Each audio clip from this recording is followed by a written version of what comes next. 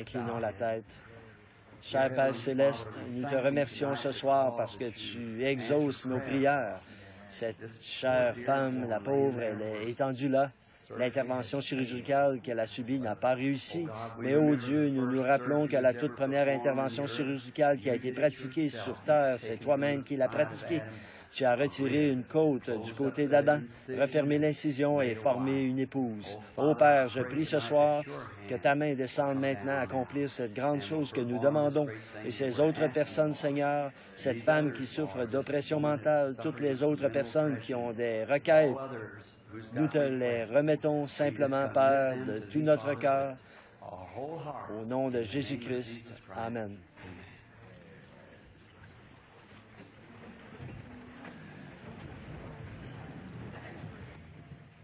C'est vraiment un privilège d'être ici ce soir et d'avoir ce bel auditoire devant les yeux et ces beaux chants, cette merveilleuse petite chorale. Je me disais qu'il y a toute une différence en voyant ces jeunes hommes qui se tenaient là avec ces garçons soignés dans leur présentation, les cheveux bien coupés. Je pensais à hier soir, à l'endroit où je loge. Une bande de voyous s'est introduite là-bas et cherchait à noyer un garçon dans la piscine. Ils ont dû appeler du renfort pour les faire sortir de là. Quelle différence avec ces jeunes que je vois chanter des chants évangéliques. Quelle différence! Je me disais, comme frère Henry l'a exprimé, là, ces hommes qui ont les cheveux comme les femmes devraient les avoir, vous voyez? C'est vrai. On dirait que je vois ces garçons qui cherchent à avoir les cheveux comme ça. Ils se mettent même des bigoudis dans les cheveux autour du visage. Je ne sais pas, des fois, je cède au découragement. On dirait que c'est vraiment un temps de perversion. Les hommes cherchent à porter des vêtements de femmes et les femmes portent des vêtements d'hommes. Les hommes laissent leurs cheveux comme ceux des femmes et les femmes ont les cheveux comme ceux des hommes. Mais enfin, qu'est-ce qui ne va pas chez ces gens-là? Est-ce que réellement cette nation, ces gens, ce monde, auraient perdu même les notions les plus élémentaires de la décence et de l'honneur? C'est un temps terrible, mais pour prêcher l'Évangile, c'est le temps le plus glorieux qu'il y ait jamais eu. Si j'avais pu me tenir au seuil du temps avant qu'il existe et que le Père m'ait regardé et dit, « Dans lequel de tous ces âges voudrais-tu prêcher? » C'est maintenant même que j'aurais voulu, c'est vrai, juste avant sa venue. En prenant les regards sur l'auditoire, assis ici devant nous, hier à Tucson, un de mes amis dans le ministère faisait du cheval. Ça me fait penser à cet homme à cette femme qui a des problèmes de disque dans le dos. Ce cheval l'a jeté à terre. Un autre homme a téléphoné à l'hôtel ce matin à 1h et m'a dit « Cet homme est à l'hôpital de vétérans. Ses yeux sont vitreux, son dos est en bouillie, ses reins ont été poussés vers l'extérieur et son cœur est près de lâcher. » Là, je me suis agenouillé par terre au téléphone, je l'ai eu au bout du fil et j'ai prié pour lui. Et le voici ce soir, assis juste là. Cette nuit, c'était la nuit dernière. Bob, voudrais-tu juste te lever là? Voilà l'homme, juste là. Dieu exauce les prières, le matin, le soir, à midi, à minuit, n'importe quand. Bon, je suis vraiment un prédicateur intarissable, comme ils disent. Ça m'ennuie un peu de me mettre à prêcher à cette heure-ci de la soirée et je m'étais dit que j'allais juste faire une apparition. L'autre soir, eh bien, nous étions en train de parler à un certain endroit ici et ça faisait 15 minutes que j'avais pris la parole et les gens ramassaient la vaisselle et me faisaient signe. Arrêtez, taisez-vous, vous devez sortir d'ici en fumant la cigarette et en s'énervant. Ce n'était pas la faute des organisateurs du banquet, c'était celle des gens qui leur avaient loué la salle. Alors la femme du président est allée en parler au tenancier. Elle a dit, eh bien, vous êtes censé quitter les lieux à 21h30. Elle a dit, vous n'avez jamais indiqué ça dans le contrat. Cette dame, ce soir, elle est venue, une très gentille dame, et elle a dit, nous avons bien compris vos désirs. Et elle a dit, vous pouvez rester aussi longtemps que vous voudrez. Alors ça, j'en suis très reconnaissant. C'est formidable. Frère Henry, je vous remercie d'avoir eu la gentillesse de m'inviter à venir, vous. Et ce chapitre, hier soir, j'ai eu le privilège de me trouver là, chez les Assemblées de Dieu, où je crois que Frère Boone est le pasteur. J'ai passé des moments merveilleux là-bas avec ce groupe de gens. Et demain soir, nous devons aller quelque part par ici, je ne sais pas où c'est. C'est un autre chapitre, c'est eux qui s'occupent de ça. Moi, je ne fais que prier, lire et les accompagner. C'est à peu près tout ce que j'arrive à faire. Mais bon, nous voyons des choses étranges de nos jours. Maintenant, je me souviens que la dernière fois que j'étais ici, c'était lors de réunion sous la tente. Je me souviens, j'en parlais hier soir d'un jeune couple qui avait amené là son bébé mort. C'était quelque part par ici. Il avait roulé toute la journée, toute la nuit. La petite maman était assise là, triste, tenant ce petit bébé dans ses bras. Elle pourrait très bien être ici en ce moment. Je n'en sais rien. Et elle, le petit mari, il y avait 2 ou 3 autres couples avec eux et elle a dit, il m'a demandé, le monsieur, si je pouvais venir jusqu'à la voiture. J'ai pris le petit bébé, je l'ai simplement tenu, une petite dépouille froide, raide, et je me suis mis à prier. Pendant que je priais, j'ai senti comme si ce corps commençait à se réchauffer. Alors j'ai continué à prier et il s'est mis à gigoter, à bouger de plus en plus. Alors il a commencé à pleurer et je l'ai rendu à sa mère et elle est rentrée chez elle avec lui. Alors il n'était peut-être même pas chrétien, je n'en sais rien. Vous voyez, ça a été merveilleux. Mais voici la pensée qui m'occupe ce soir. Je connais une église qui, elle aussi, est en train de mourir. Il s'agit de nos pentecôtistes. Nous devons nous secouer et sortir de cet état, oui, c'est tout. Le seul moyen d'y arriver, c'est de prier et de vous aligner sur la parole de Dieu. C'est le seul moyen pour nous d'y arriver. Il n'y a qu'un seul moyen pour en sortir et ce chemin, c'est lui, Jésus-Christ, le même hier, aujourd'hui, éternellement. Est-ce que nous voulons que notre Église se retrouve dans cet état, comme ce qu'il disait là, comme en Angleterre? C'est pour ça que j'ai été, à votre avis, si blessant que je voulais tant réprimander. Ce n'est pas mon intention de faire ça, mais je ne veux pas vous voir l'Église se retrouver dans un état pareil. Vous ne voulez pas être dans cet état-là. Il faut vraiment enfoncer cela avec tellement d'énergie que cela deviendra évident, que cela restera bien fixé. Il le faut. Donc, ce soir, j'ai simplement quelques passages de l'Écriture et un sujet ici sur lequel je veux parler pendant quelques instants. Je ne vais pas donner un temps précis. Si la fatigue commence à vous gagner, eh bien, j'aurai peut-être fini en 30 minutes et ça ne dépend que de... Je m'en remets toujours au Saint-Esprit. Je le laisse, lui, diriger comme il l'entend. Inclinons la tête encore un moment, parlons à l'auteur avant d'ouvrir son livre. Dieu Tout-Puissant, toi, l'auteur de ce livre, c'est par Jésus-Christ que nous t'adressons cette prière. Nous sommes reconnaissants pour ce que nous avons déjà entendu ce soir. Si nous devions mettre un point final à cette réunion en disant Amen, puis rentrer chez nous, il aurait été bon d'être ici, car nous savons que tu étais avec nous. Et Père, tandis que nous ouvrons maintenant cette parole, parle-nous directement à partir de cette parole, afin que nous sachions en quelle heure nous vivons. Si nous savons à quelle heure nous vivons, alors nous pourrons nous préparer pour cette heure-là. Mais si nous nous lançons à l'aveuglette, sans savoir ce qu'il en est, ni où ça se trouve, dans ce cas, nous ne savons pas comment nous préparer. Alors, Père, nous te prions de nous faire voir l'arche qui est là et la porte ouverte et le message qui nous appelle à y entrer. Accorde-le par le nom de Jésus-Christ. Amen. Dans les Saintes Écritures, je veux lire un texte ici qui se trouve dans le livre de Luc, au chapitre 24. Je vais commencer au verset 13 et en lire un extrait.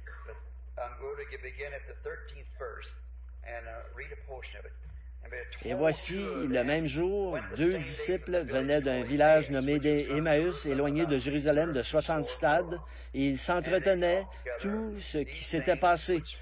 Pendant qu'ils parlaient, et Jésus s'approcha et fit route avec eux. Mais leurs yeux étaient empêchés de le reconnaître. Il leur dit, de quoi vous entretenez-vous? Il leur dit, de quoi vous entretenez-vous en marchant pour que vous soyez tout tristes? L'un d'eux, nommé Cléopas, lui répondit, es-tu le seul qui, séjournant à Jérusalem, ne sache pas tout ce qui est arrivé ces jours-ci? Quoi, leur dit-il? Et ils lui répondirent, ce qui est arrivé au sujet de Jésus de Nazareth, qui était un prophète puissant en œuvre et en parole devant Dieu et devant tout le peuple. Et comment les principaux sacrificateurs et les magistrats l'ont livré pour le faire condamner à mort et l'ont crucifié. Nous espérions que ce serait lui qui délivrerait Israël, mais avec tout cela, voici le 3e jour que ces choses se sont passées. Il est vrai que quelques femmes d'entre nous nous ont fort étonnés, s'étant rendues au sépulcre. N'ayant pas trouvé son corps, elles sont venues dire que des anges leur sont apparus et leur ont annoncé qu'il est vivant. Quelques-uns de ceux qui étaient avec nous sont allés au sépulcre et ils ont trouvé les choses comme les femmes l'avaient dit, mais lui, ils ne l'ont point vu. Alors Jésus leur dit, Alors Jésus leur dit, « Ô hommes sans intelligence et dont le cœur est lent à croire, ne crois pas tout ce qu'ont dit les prophètes. Ne fallait-il pas que le Christ souffrit ces choses et entre dans sa gloire? » Et commençant par Moïse et par tous les prophètes, il leur expliqua toutes les Écritures, ce qui le concernait. Que le Seigneur ajoute ses bénédictions à la lecture de ses paroles. Maintenant, je prendrai, si je peux appeler ça un sujet, j'aimerais l'intituler « Les événements modernes sont rendus clairs par la prophétie ». Or, ça a toujours été la manière de Dieu, du Dieu immuable, de dire de faire en sorte que son peuple connaisse à l'avance certains événements avant qu'ils arrivent. Si les gens du temps du Seigneur Jésus avaient seulement cherché Dieu et qu'ils avaient su ce qui était sur le point d'arriver, ils n'auraient pas condamné à mort Jésus. Mais la raison de ça, c'est parce qu'il fallait que les Écritures s'accomplissent, parce qu'il fallait que les Juifs soient aveuglés. Nous sommes tous conscients de ça. Vous rendez-vous compte qu'il a été promis que cela se répéterait en cet âge même où nous vivons? L'âge de l'Église de Laodicée, ce 7e âge de l'Église dans lequel nous sommes maintenant, est nu, misérable, aveugle, et il ne le sait pas. De même qu'à cette époque-là, il les a aveuglés dans le but de faire parvenir son message aux élus. Il a promis de faire la même chose aujourd'hui. Je peux me permettre de dire ceci avec respect et à tous mes frères et sœurs en Christ. Un de ces jours, quelqu'un va dire, n'est-il pas écrit que ces choses devaient arriver, premièrement, et ce sera la même chose qu'en ce temps-là? En vérité, je vous le dis, il est déjà venu, et ils l'ont traité comme ils ont voulu. Quand ils lui ont posé la question, ils ont dit, mais les scribes disent, et les Écritures disent qu'Élie doit venir premièrement. C'est ce qu'ils ont dit à Jésus. Il a dit, il est déjà venu et vous ne l'avez pas reconnu. Voyez? Et c'est peut-être de nouveau comme ça que cela va se terminer. Maintenant, nous voulons être informés pour savoir ce qui doit arriver dans cet âge où nous vivons. Dieu a assigné une petite partie de sa parole à chaque âge, une certaine partie à chaque âge, et nous devons bien noter qu'un âge ne peut pas se poursuivre dans un autre âge. Ça ne marchera tout simplement pas. Par exemple, comme je l'ai dit, je crois hier soir, où je prêche sans relâche un soir après l'autre à différents endroits, alors il m'arrive de faire une remarque pour la deuxième fois. Ce n'est pas mon intention de me répéter, mais voici ce que je dis. Qu'aurait-il servi à Moïse d'essayer de prêcher le message de Noé? Ou qu'aurait-il servi à Jésus de prêcher le message de Moïse? Ou qu'aurait-il servi à Martin Luther de continuer à apporter le message catholique? Qu'aurait-il servi à Wesley de continuer à apporter le message luthérien? Qu'aurait-il servi aux pentecôtistes de continuer à apporter le message méthodiste? Que sert-il à la Pentecôte de continuer comme ça alors que l'épouse est en train de recevoir son appel? Vous voyez, nous sommes arrivés jusqu'au temps de la semence. Nous voici au temps de la fin. Or, si le grain de blé ne tombe en terre, il reste seul. Comme ce critique, et j'ai fait des réflexions là-dessus depuis la publication de ce livre, probablement que vous l'avez ici dans votre ville. Cet écrivain allemand qui a écrit un article des plus critiques, c'est un incrédule, bien sûr, je ne le condamne pas parce qu'il m'a condamné si durement, mais parce que c'est un incrédule. Ce livre ne devrait jamais être sur les rayons. Il a dit un Dieu qui a pu rester assis là, se déclarer capable d'ouvrir la mer Rouge et de délivrer son peuple, et ensuite rester là, les mains croisées sur son ventre, à regarder pendant l'âge de ténèbres ces chrétiens se faire déchirer par les lions, ces mamans dont on avait enduit les cheveux de goudron, être suspendus à des croix et brûlés, et leurs bébés, les mamans qui attendaient un enfant, on leur ouvrait le ventre et on parierait sur le sexe de l'enfant et rester assis là, laisser ces choses arriver, ces gens qui étaient censés être des serviteurs de ce Dieu-là.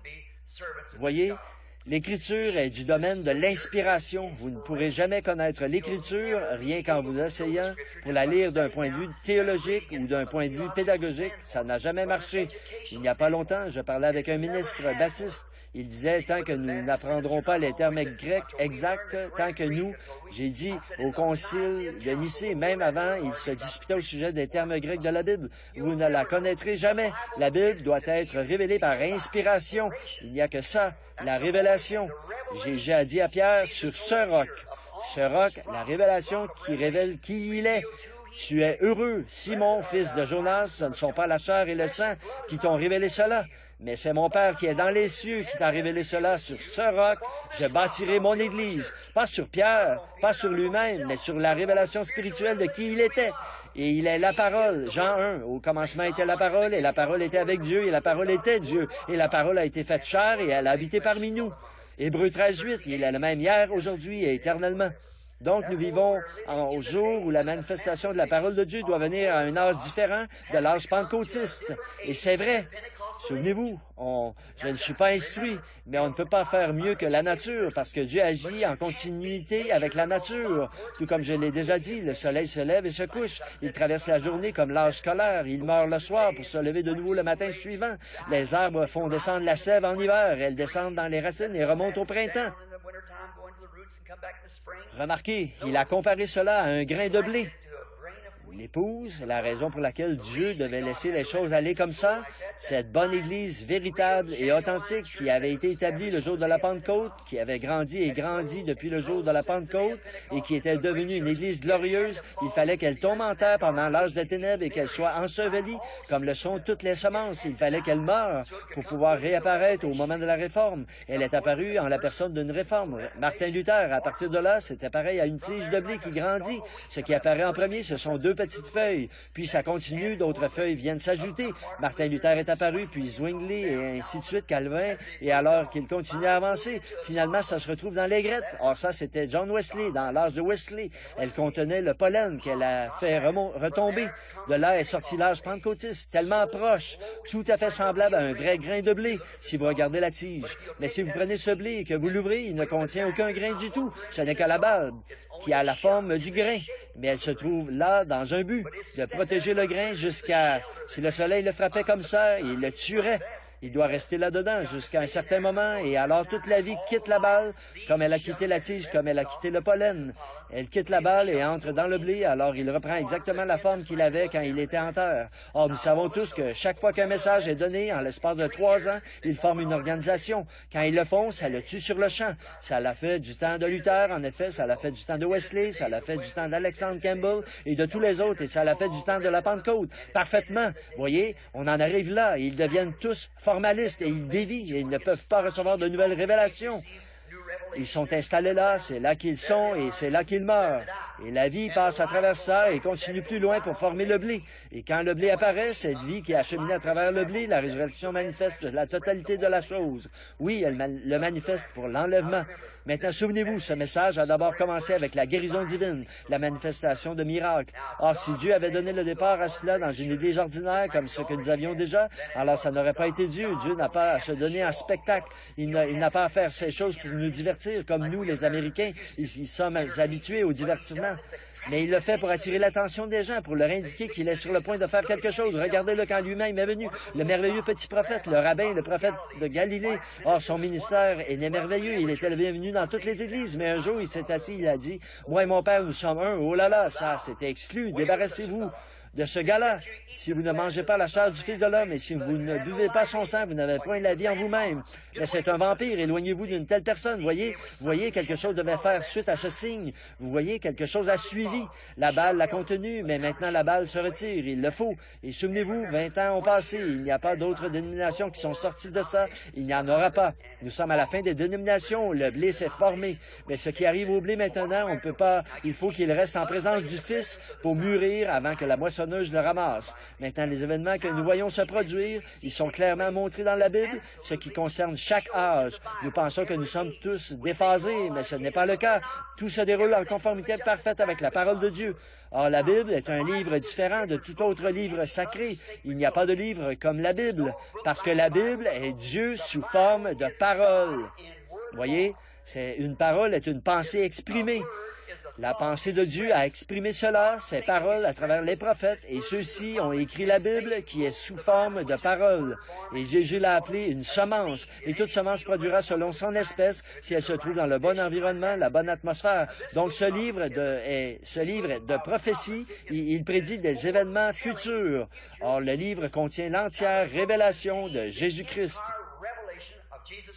On n'y ajoute rien, ni en retranche rien, et chaque révélation doit venir par elle. Vous voyez, il faut que ce soit la parole. Alors des gens disent, j'ai eu une révélation. Oui, nous savons que Joseph Smith et beaucoup d'autres ont eu des révélations et des choses comme ça, mais c'était contraire à la parole. Il faut qu'elle vienne selon la parole, si elle vient de Dieu, parce qu'elle sert à confirmer ou à démontrer la présence de Dieu. Il connaissait toutes ces choses d'avance, étant par sa préscience, il a déterminé d'avance, ça s'appelle dans la Bible, prédestiné, la place attribuée à chaque âge, la place attribuée à chaque homme et la place attribuée à chaque messager. Il est Dieu et le diable ne peut pas le duper. Il est Dieu et il a déterminé tout ce qui doit se produire et tout concorde parfaitement avec sa parole. Donc, si nous pouvons voir par sa parole dans quel âge et dans quel temps nous vivons, vous verrez ici même dans la Bible ce qui concerne cet âge-ci, ce que nous sommes censés, ce qui est censé se produire en ce temps-ci. Maintenant, les autres livres, il se trouve qu'il y a beaucoup de livres qu'on appelle des livres sacrés et ainsi de suite, et j'ai lu le Coran et beaucoup d'autres. Mais vous voyez, leurs livres sacrés ne sont qu'un code d'éthique, de morale ou de théologie. Mais ce livre-ci est un prophète.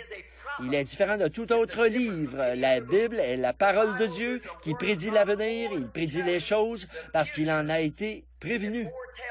Si Dieu envoie quelque chose, il dit, et il a promis dans la Bible qu'il ne ferait rien sur la terre sans l'avoir d'abord révélé à ses serviteurs, les prophètes.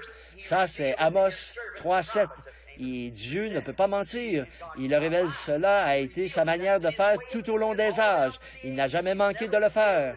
Or, il nous est promis que dans les derniers jours, ceci sera rétabli. Il n'y aura aucune église, aucune dénomination, méthodiste, baptiste, presbytérienne, pentecôtiste, jamais dans leur état moderne, jamais elles n'amèneront cette église à être une épouse.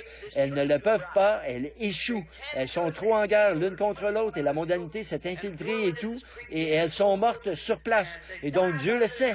Et pour révéler cette parole, lundi, eh bien, j'ai ceci, et que Dieu soit béni. C'est comme cela. C'était exactement la même chose quand Jésus est venu la première fois. Chacun a eu une doctrine. Chacun a ceci. Il faudrait que ce soit quelque chose qui nous soit envoyé par Dieu. Et Dieu l'a promis. Et le seul moyen pour lui de le faire, c'est de s'en tenir au modèle même qu'il a établi. Il a promis de nous envoyer dans ces derniers jours, selon Malachie 4, un prophète sur la terre qui ramènerait le cœur des gens, le cœur des enfants, de nouveau au Père apostolique. Il a promis ça dans sa parole, dans Luc 17 et beaucoup d'autres endroits. Il a promis qu'il ferait en ces derniers jours pour amener cette chose à devenir une parole confirmée. Voyez, un homme peut dire n'importe quoi, mais à moins que Dieu interprète cette parole, vous voyez, là, nous avons notre propre interprétation. Nous disons qu'elle veut dire ceci. Et celui-ci, le méthodiste, dit ceci, le baptiste dit ceci, le pentecôtiste a dit ceci, l'unitaire dit ceci, le binitaire dit ceci. Et oh là là, c'est ça. Mais Dieu n'a pas besoin d'interprète. Il est son propre interprète. Il interprète sa propre parole en la confirmant dans l'âge auquel elle est destinée, l'âge auquel elle est donnée. Nous ne vivons pas dans un âge pentecôtiste, nous vivons dans un autre âge. Vous voyez, nous ne vivons pas dans un âge méthodiste, nous vivons dans un autre âge. Nous vivons ici, en haut, à l'âge de l'épouse, où l'Église est appelée à sortir et est réunie pour l'enlèvement. Voilà l'âge où nous vivons maintenant. Franchement, je crois que c'est l'exacte vérité. Ce livre est un livre de prophétie. Ceux qui le croient ont reçu l'ordre de l'honorer et de le lire et de croire son auteur, car chaque parole qui y est écrite doit s'accomplir. Tout ce qui a été promis doit s'accomplir parce que c'est Jésus-Christ dans chaque âge. Le même hier, c'était Jésus-Christ qui était en Noé, c'était Jésus-Christ en Moïse, c'était Jésus-Christ en David, c'était Jésus-Christ en Joseph, c'est Jésus-Christ le même hier, aujourd'hui et éternellement. Et c'est Jésus-Christ au milieu de son peuple, aujourd'hui, en train de faire les choses qu'il a promis de faire en cet âge-ci. C'est Jésus-Christ. Mais l'Église est devenue tellement guindée, elle s'est tellement éloignée, comme le frère le disait ici, et nos Églises à nous sont en train de se retrouver dans le même état, si bien qu'il faut que quelque chose vienne nous secouer pour nous ramener à la parole. Comme savons-nous que ça va se faire? Il faut que ça vienne selon le plan que Dieu a lui-même établi. Ça ne peut pas venir par des laïcs, ça ne viendra pas par les hommes d'affaires, ça ne peut pas venir par des églises. Dieu a établi son plan. L'autre jour, là-bas, à Chèvreport, dans une émission nationale retransmise dans tout le pays, j'ai parlé d'essayer de rendre un service à Dieu sans que ce soit la volonté de Dieu. David a essayé de ramener l'arche de Dieu dans la maison. Il avait été oint pour un roi. Eh bien, il a consulté ses délégués, ses chefs de 1000, de 10 000, et ainsi de suite. Ils ont tous dit, c'est la parole du Seigneur. Il a consulté le sacrificateur. C'était merveilleux. Et tous ont été tellement inspirés qu'ils ont poussé des cris de joie. Ils ont accompli tous les actes religieux possibles, alors que c'était carrément contraire à la volonté de Dieu, parce qu'il y avait un prophète dans le pays qui s'appelait Nathan, et il n'a même pas été consulté à ce sujet. Voyez? Et nous avons vu que ça n'a pas marché, bien qu'il ait été sincère en essayant de rendre un service à Dieu. Et vous pouvez être sincère comme tout, mais tant qu'on ne sait pas ce qu'on fait, vous battez l'air. Revenez dans la parole de Dieu, alignez-vous, puis partez. Alors, vous savez, comme un soldat, il ne sait pas ce qu'il faut faire tant qu'il ne reçoit pas l'ordre pour le faire. Nous devons être des soldats chrétiens et recevoir des ordres de la Bible. Pour cette heure-ci, pas la directive d'hier, la directive du jour précédent, mais la directive d'aujourd'hui. Quelle direction nous prenons? Découvrir à quelle heure nous vivons. Ces événements modernes passent à côté de nous trop rapidement et un jour, nous allons découvrir que nous avons été laissés derrière sans rien et nous serons pris, scellés dans la marque de la bête, sans même nous en rendre compte. Bon, et avec patience, nous devons attendre ceci, car les prophéties qui ont été promises, chacune d'elles doit s'accomplir en son âge. En effet, elle nous prédit ces choses. L'auteur l'a fait auparavant, et nous attendons de le voir, le faire de nouveau. Quel temps que celui où nous vivons! C'est un peu comme un calendrier. Vous consultez le calendrier pour voir quel jour de l'année vous vivez, et vous consultez la Bible de Dieu pour voir en quel âge nous vivons.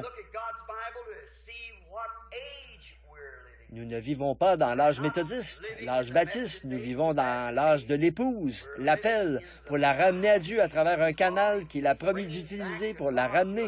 Il a promis de le faire.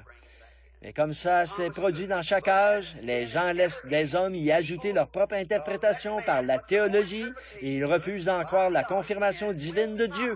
C'est ça l'interprétation de Dieu. Non pas ce que je dis, ce que quelqu'un d'autre dit, mais ce que Dieu a promis et ce que Dieu fait prouve que c'est Dieu qui interprète lui-même sa parole. Ou vous l'a dit, à vous, pentecôtistes, il y a 45 ou 50 ans, vos mères et vos pères à l'époque, c'était d'authentiques pentecôtistes. Ils sont sortis d'une organisation, ils ont maudit cette chose et en sont sortis. Ensuite, comme un chien qui retourne à ce qu'il a vomi, vous y êtes retournés tout droit.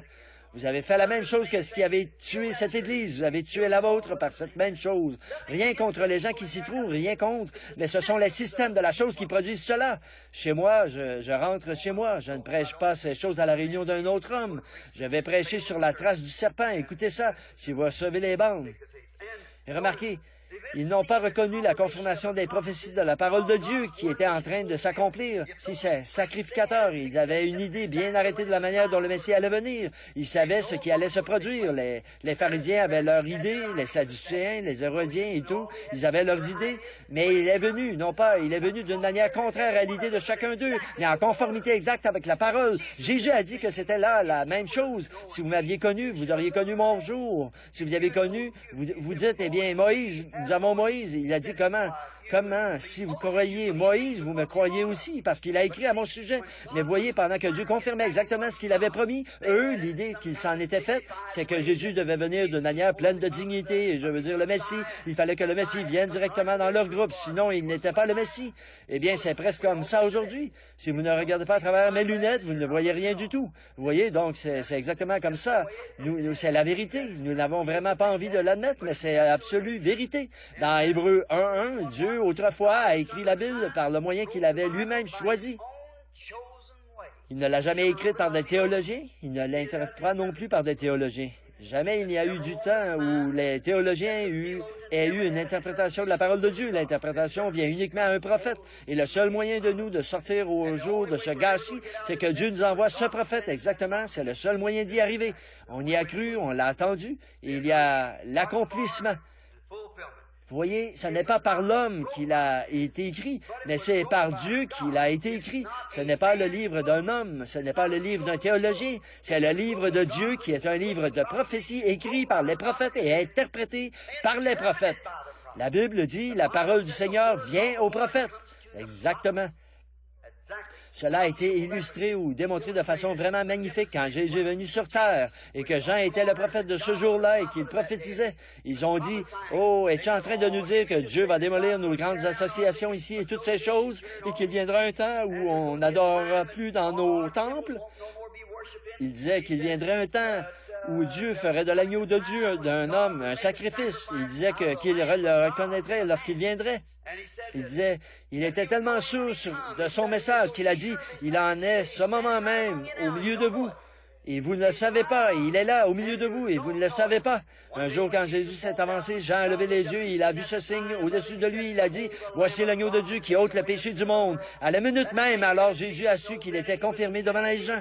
Or, il était la parole. Est-ce que nous en douterions? La Bible dit qu'il était la parole. Au commencement était la parole, et la parole était avec Dieu, et la parole était Dieu. Et la parole a été faite chair, et elle a habité parmi nous. Et le voici là, voici la parole sur terre. Regardez, c'est parfait, qui vient directement au prophète dans l'eau. C'est vrai, la parole vient toujours à son prophète.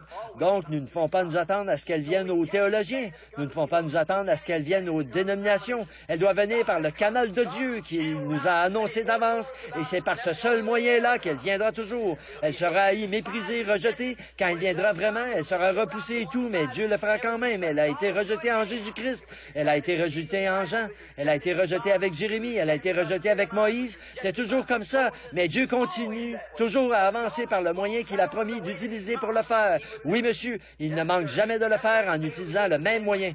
L'homme qui voyait la vision, qui entendait sa voix, il ne comprenait jamais entièrement ce qu'il en était. Dans bien des cas, il ne savait pas parce qu'il n'est qu'un instrument de Dieu. Ce sont les pensées de Dieu exprimées à travers les lèvres d'un homme. Une pensée, bien sûr, est une parole exprimée. C'est Dieu lui-même qui choisit par son choix prédestiné. Il l'a fait dans chaque âge. Il met en place l'homme qu'il faut pour chaque âge. Comme Moïse, alors que celui-ci devait accomplir ce qu'il avait dit à Abraham, à sa naissance, Moïse était l'enfant approprié. Il était comme ça et il ne pouvait rien y changer. Il était né comme ça parce qu'il était né dans ce but.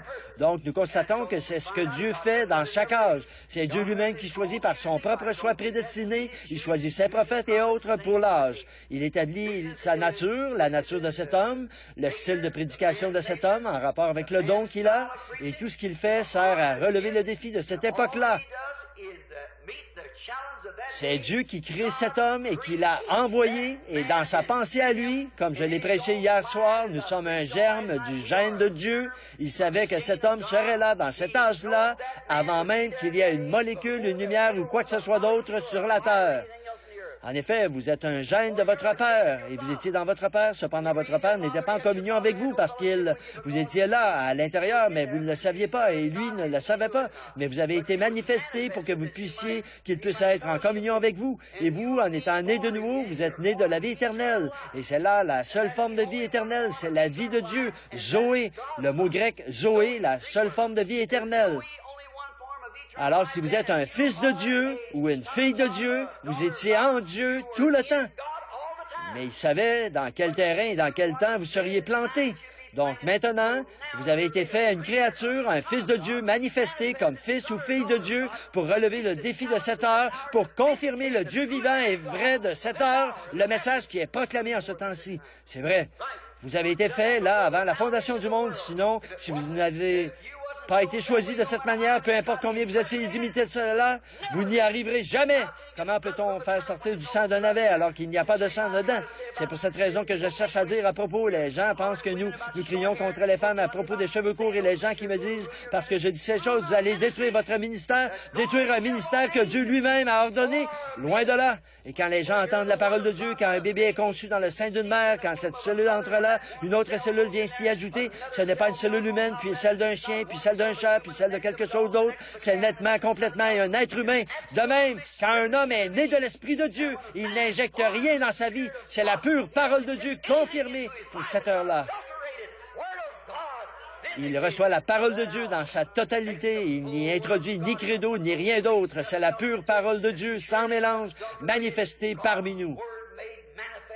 Regardez dans la Bible, alors vous voyez où, dans quel âge nous vivons, quand vous voyez ces grandes choses qui sont en train de se manifester. Quand Dieu a promis de faire quelque chose, il le fait toujours à la fin de chaque âge. Quand l'Église arrive au tournant et qu'elle a laissé la parole de côté pour se tourner de nouveau vers le péché, la mondanité, La mondanité, c'est un péché. La Bible dit, si vous aimez le monde ou les choses du monde, l'amour de Dieu n'est même pas en vous. En parlant hier soir, je parlais du sacrifice qu'on offrait, l'agneau. Il devait y avoir 7 jours, ce qui représentait les 7 âges de l'Église. Il ne devait se trouver aucun levain parmi les gens, aucun levain, pendant 7 jours. Ce qui veut dire qu'on ne mélange rien à cela. C'est sans levain, en permanence. Et nous ne voulons pas que des credos, du levain et d'autres choses se mélangent avec nous. Nous ne voulons pas que le monde se mélange avec nous. Il faut que ce soit le pain de Dieu sans levain, la parole de Dieu, la pure parole de Dieu, car l'homme vivra de toute parole qui sort de la bouche de Dieu. Nos systèmes dénominationnels, nos divergences et tout, ont mis en nous du levain, et ceci et cela, et le monde et la mode. Oh, c'est en tout point ou presque Hollywood partout. On va finir par se retrouver comme en Angleterre. On aura honte de faire un appel à l'hôtel. Oh, comme l'a dit le frère, comment pouvez-vous amener le poisson dans le bateau? C'est vrai. Il nous faut avoir l'Évangile prêché dans sa plénitude avec la puissance de Dieu qui confirme cela, conformément à la promesse de cet âge et qui prouve que c'est exactement la volonté de Dieu. Autrement, vous n'êtes qu'un membre d'Église, peu importe combien vous essayez de rendre un service à Dieu. Il se peut que vous alliez à la réunion de couture, il se peut que vous soyez tout ce qu'il y a de plus fidèle à l'Église, mais à moins que ce germe de vie éternelle ait établi d'avance en vous, pour que vous soyez un fils ou une fille de Dieu, en grandissant, vous deviendriez quelque chose de déformé, mais jamais un fils ou une fille de Dieu, vrai et véritable. Je raconte souvent ma petite histoire au sujet d'un aiglon. C'est qu'une fois, le fermier avait fait couver une poule. J'espère que ça n'a pas l'air d'un sacrilège pour vous, mais un fermier avait fait couver une poule et il manquait un œuf dans sa couvée. Je doute que quelqu'un ici sache en quoi consiste une couvée, combien d'œufs, mais toujours est-il qu'il lui manquait un œuf. Il n'en avait pas suffisamment. Il a donc pillé le nid d'aigle qui avait 2 œufs, et il a mis l'œuf sous la poule. Quand cet aigle a éclos parmi tous ses poussins, c'était un drôle d'oiseau. Il ne pouvait pas comprendre le gloussement de la poule. Il ne parlait pas comme ça, comme il aurait voulu l'entendre parler. Il grattait dans la basse-cour, et elle mangeait ce qu'elle trouvait dans la basse-cour. Ce n'était pas de la nourriture pour lui. Il était le vilain petit canard parmi eux. La poule gloussait, il ne comprenait pas. Elle allait par ici, elle mangeait ceci, elle mangeait cela, il ne comprenait pas ça. Donc un jour, sa mamie, ou plutôt pour vous, sa mère, dans le sud, on nous disons mamie. Donc, quoi qu'il en soit, sa mère savait qu'elle avait 2 œufs, et un seul était là. Elle est partie à la recherche de l'autre. Elle a décrit des cercles au-dessus de chaque, elle a survolé tout le pays. Finalement, elle est passée au-dessus de la basse-cour, elle l'a vu en bas en train de suivre cette vieille poule. Elle s'est écriée « Mon petit !» Tu n'es pas un poulet, tu es un aigle. Ça sonnait tout à fait juste pour lui. Pourquoi? Il était un aigle dès le départ. Et quand un homme ou une femme a suivi des credos et une religion froide et formaliste, s'il est destiné à être un fils de Dieu et qu'il voit la parole de Dieu prêchée dans toute sa puissance et Dieu la confirme, il est un aigle dès le départ. Il court envers elle. Aussi sûr que 2 et 2 font 4. C'est plus fort que lui parce que sa nature même aime la parole de Dieu. Peu m'importe ce que dit quelqu'un d'autre, quand il voit la parole de Dieu manifestée, il s'envole vers elle parce qu'il est un aiglon.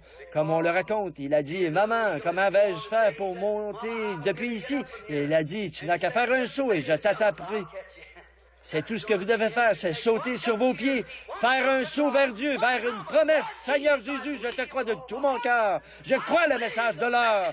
Je le vois confirmé, je sais qu'il est vrai. Sautez sur vos pieds, maman vous attrapera.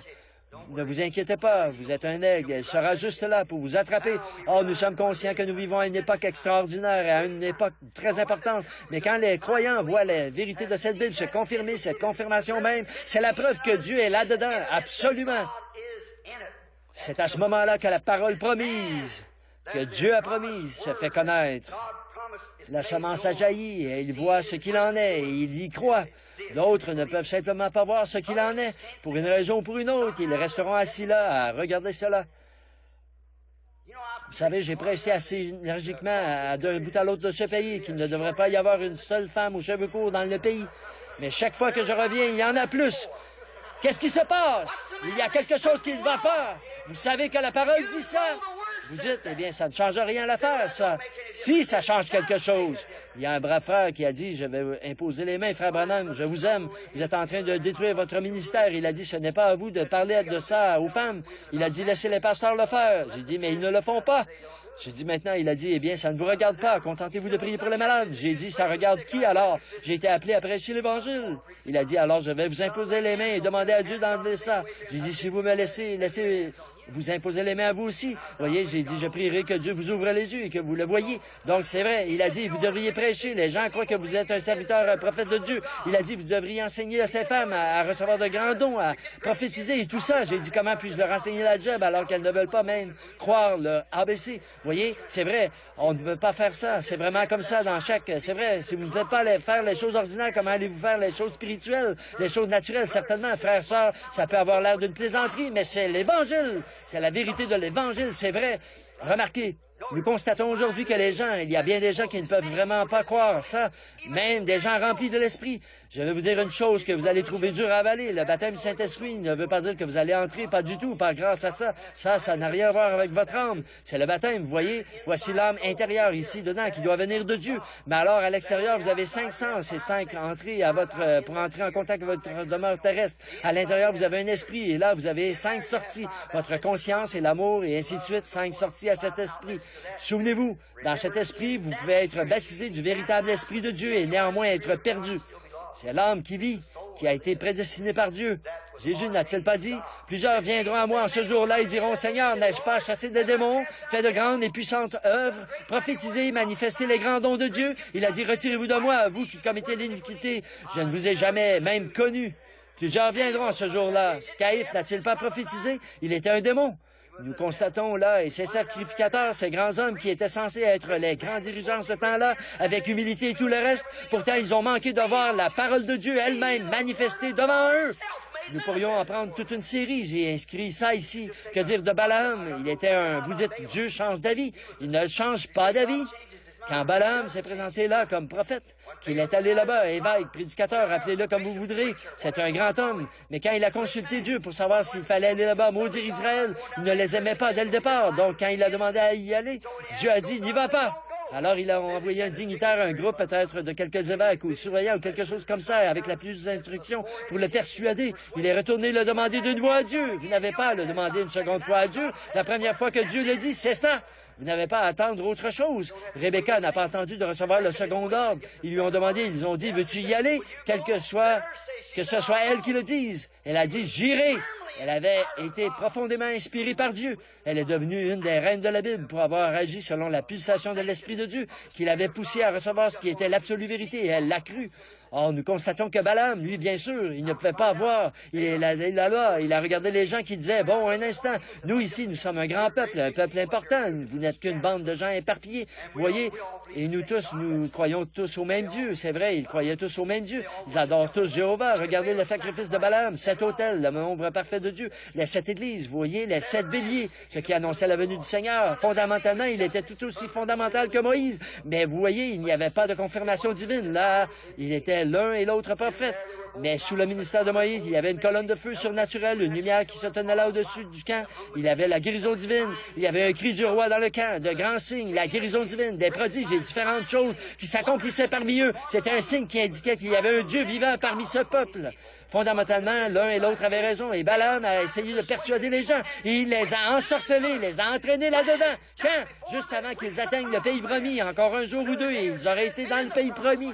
Mais maintenant, je crains, c'est une remarque difficile à faire. Un de ces jours, on va me fusiller pour ça. Mais souvenez-vous de ceci. Les églises ont ensorcelé par ce conseil œcuménique. Ils vous entraînent directement là-dedans en disant, vous êtes un même groupe.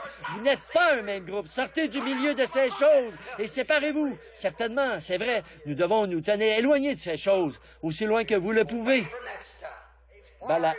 Balaam a dit, permettons à nos enfants de se marier entre eux, parce qu'après tout, nous croyons au même Dieu. Comment deux hommes peuvent-ils marcher ensemble s'ils ne sont pas d'accord? Comment pouvez-vous marcher avec Dieu si vous n'êtes pas d'accord avec sa parole? Comment pouvez-vous y ajouter des credos et tout, alors que vous êtes destinés à ne pas le faire et que vous avez reçu l'ordre de ne pas le faire? Vous ne pouvez pas le faire. Il n'y a aucun moyen de le faire, frères, sœurs. Vous ne pouvez pas mélanger ce levain avec ce qui est sans levain. L'huile et l'eau ne se mélangeront pas. Les ténèbres et la lumière ne se mélangeront pas. La lumière est tellement puissante qu'elle élimine complètement les ténèbres. Donc, nous ne pouvons pas mélanger ça. Vous ne pouvez pas non plus mélanger le péché et le monde. Vous ne pouvez pas mélanger l'Église et la domination. Vous ne pouvez pas mélanger l'Église et le credo. Vous ne pouvez pas mélanger le monde et l'Évangile. Ça ne se mélangera pas. Sortez du milieu d'eux. Séparez-vous, dit Dieu, et je vous accueillerai auprès de moi. Vous serez pour moi, mais des fils et des filles. Je serai Dieu pour vous. Jamais nous n'y arriverons tant que ces choses n'auront pas été manifestées, que la vérité de la parole de Dieu pour cette heure n'aura pas été démontrée. Marchez sur les traces. Pentecôte, voilà pourquoi Luther a perdu son message. Voilà comment Wesley a perdu son message. Vous voyez, si l'Église wesleyenne avait continué, elle aurait été pentecôtiste. Si les luthériens avaient continué, ils auraient été méthodistes. Vous voyez? Et maintenant, si les pentecôtistes continuent, ils seront l'épouse. Si vous restez en arrière et que vous continuez à retourner dans le monde comme vous le faites maintenant, vous serez perdus. Ce ne sera que la balle et la tige qui doivent être brûlées. Nous le savons. Il amassera son blé dans le grenier. Mais la balle, il la brûlera dans un feu qui ne s'éteint point. Bien qu'il ait servi de porteur, elle a certainement servi à porter, mais la vie l'a quittée dès qu'elle est devenue une feuille. Elle en est sortie pour aller former quelque chose d'autre, jusqu'à ce qu'elle soit parvenue à sa pleine stature. De même, l'Église passera par la justification, la sanctification, le baptême du Saint-Esprit, la restauration des dons, et continuera à avancer jusqu'à ce qu'elle soit formée à l'image de Christ. Christ est l'époux, l'Église est l'épouse, et l'épouse est une partie de l'époux. Elle devra forcément être une Église parole, et non une Église dénominationnelle. Elle sera l'Église parole, la parole qui se fait connaître et par la parole de Dieu confirmée.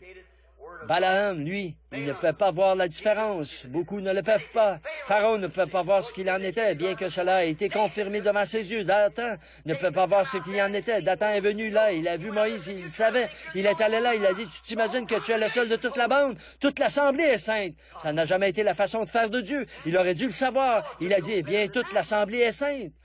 Tu cherches à te prendre pour, si nous le disions aujourd'hui dans le langage de la rue, le seul galet sur la plage. Et Moïse savait que Dieu l'avait envoyé là-bas dans ce but.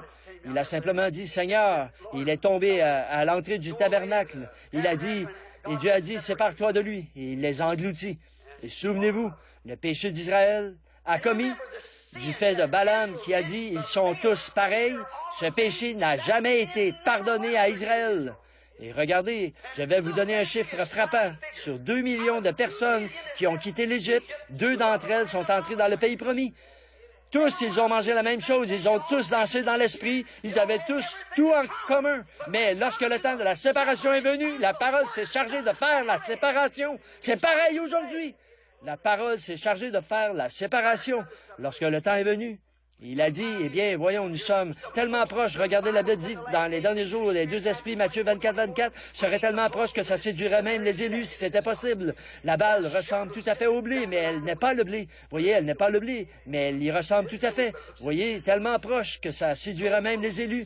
Vous avez formé une dénomination et vous vous enfoncez dans cette dénomination, vous vous desséchez et vous mourrez, alors que le blé, lui, il a continué à avancer à travers. Vous voyez, c'est tout à fait vrai. Elle est un porteur, mais pas le blé.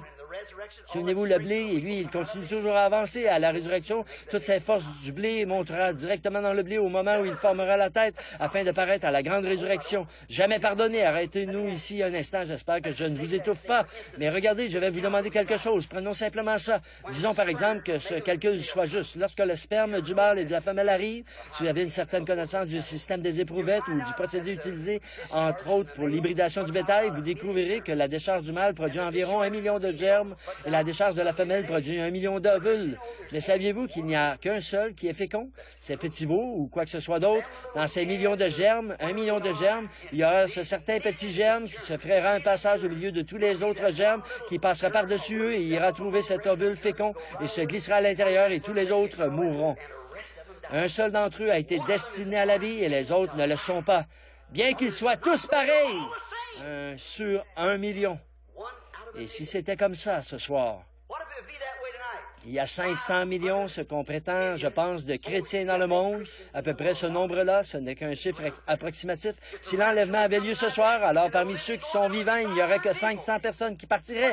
Eh bien, n'importe quel jour, il y a pratiquement ce nombre-là qui disparaissent sans qu'on puisse les retrouver. L'épouse sera enlevée, on se demandera ce qu'il en est. Et les gens continueront à prêcher, à dire qu'ils reçoivent ceci, cela et autre chose, et regarder l'illusion que ce serait. Disons que si c'était ça, je ne dis pas que c'est ça, je ne sais pas, je ne fais que pas autorité là-dedans. C'est Dieu qui est juge de de ça, mais regardez comme ça pourrait facilement arriver, en se fiant à tous les chiffres et tout, comme ça pourrait être prouvé. Pourquoi Corée n'a-t-il pas vu cela? Pourquoi Dathan n'a-t-il pas vu cela? Pourquoi Akab n'a-t-il pas vu? Quand Josaphat est allé trouver Akab, il a dit, Akab, nous avons des ennuis. Sais-tu que Dieu nous a donné ce pays, que Josué en a fait le partage? Tu sais, cette étendue de pays-là que les Syriens ont pris, n'est-ce pas notre territoire? Oui, nos enfants ont faim et les Syriens, notre ennemi, nourrissent leurs enfants et se remplissent le ventre du blé qui devrait nous appartenir. C'est scripturairement vrai. Il a dit, veux-tu m'aider à monter là-bas, à m'en emparer? Or, il arrive qu'un homme bon cède sous l'influence du mal. Vous feriez mieux de faire attention, Église, faites très attention. Alors, sans tarder, Josaphat, qui était un homme très religieux, a dit, eh bien, certainement que nous devrions monter notre Église. Nous sommes tous le même peuple. Seulement, voilà, il n'était pas le même peuple. Non, il a dit, eh bien, notre Église est votre Église, notre peuple est votre peuple. Bien sûr, nous irons, il a dit, mais consultons d'abord le Seigneur. Donc, il a dit, oh, Akab, sans doute, nous n'aurions dû y penser. Eh bien, y a-t-il un prophète du Seigneur? Il a dit, j'en ai tout un séminaire, j'en ai 400 ici, les meilleurs qu'il y ait. Ils ont tous leur PhD, DHD, leur doctorat en droit et tout ce qui va avec.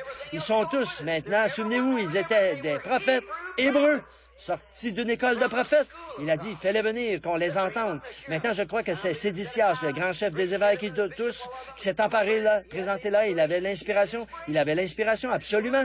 Il s'est présenté là, il s'était fait 2 grandes cornes de fer. Il a dit, tu sais, ainsi dit le Seigneur, avec ces cornes, tu vas repousser les Syriens complètement dehors du pays. Eh bien, tous les autres ont prophétisé. C'est tout à fait exact. Tous, sans exception, tous les séminaires, ils étaient d'accord, vous voyez. Akab a dit, tu vois, Josaphat, qui était quand même un peu spirituel, vous savez, il ne s'était pas complètement desséché. Il a dit, mais est-ce qu'il n'y en aurait pas encore un autre quelque part que nous pourrions consulter? Pourquoi est-ce que tu veux en consulter d'autres alors que tout l'écuménisme, tout le conseil dit, c'est bien, excusez-moi, vous voyez, toute la machine dit, c'est ce que nous devrions faire, vous voyez, c'est ce que nous devons faire.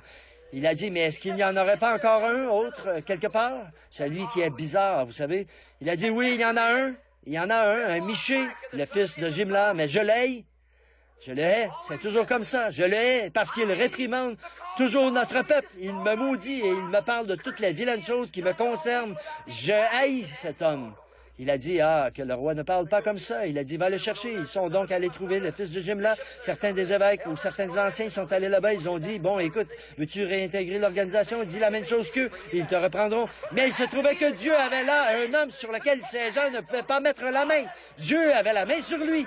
Il était simplement le réflecteur de la vérité de Dieu. Il a dit, bien sûr, il a dit, j'irai, mais je ne dirai que ce que Dieu mettra dans ma bouche. C'est ça, un homme de Dieu. Il a dit, donnez-moi la nuit. Alors la nuit venue, le Seigneur a parlé au prophète, rien du tout. Alors le lendemain matin, le voilà qui arrive. Il a dit, et alors Jimla? Il a dit, monte. Il a dit, mais j'ai vu Israël dispersé comme les brebis sur une montagne qui n'ont pas de berger. Il a dit, je te l'avais bien dit. Je t'avais bien dit ce qu'il en serait. Il a dit, alors le grand évêque s'est avancé, il l'a frappé sur la bouche en disant, par où l'Esprit de Dieu est-il sorti? Parce que je sais que j'avais l'Esprit. J'ai dansé par lui, j'ai fait toutes ces choses. Tu vois, j'avais l'Esprit sur moi. Par où est-il sorti? Maintenant, vous voyez, comme Jimla était un fils de Dieu ou un vrai prophète de Dieu, il a examiné sa vision avec la parole.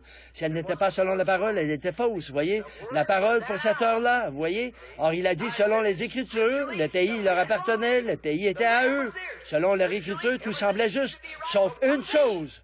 Souvenez-vous, c'est une seule parole qui a causé tout ce gâchis.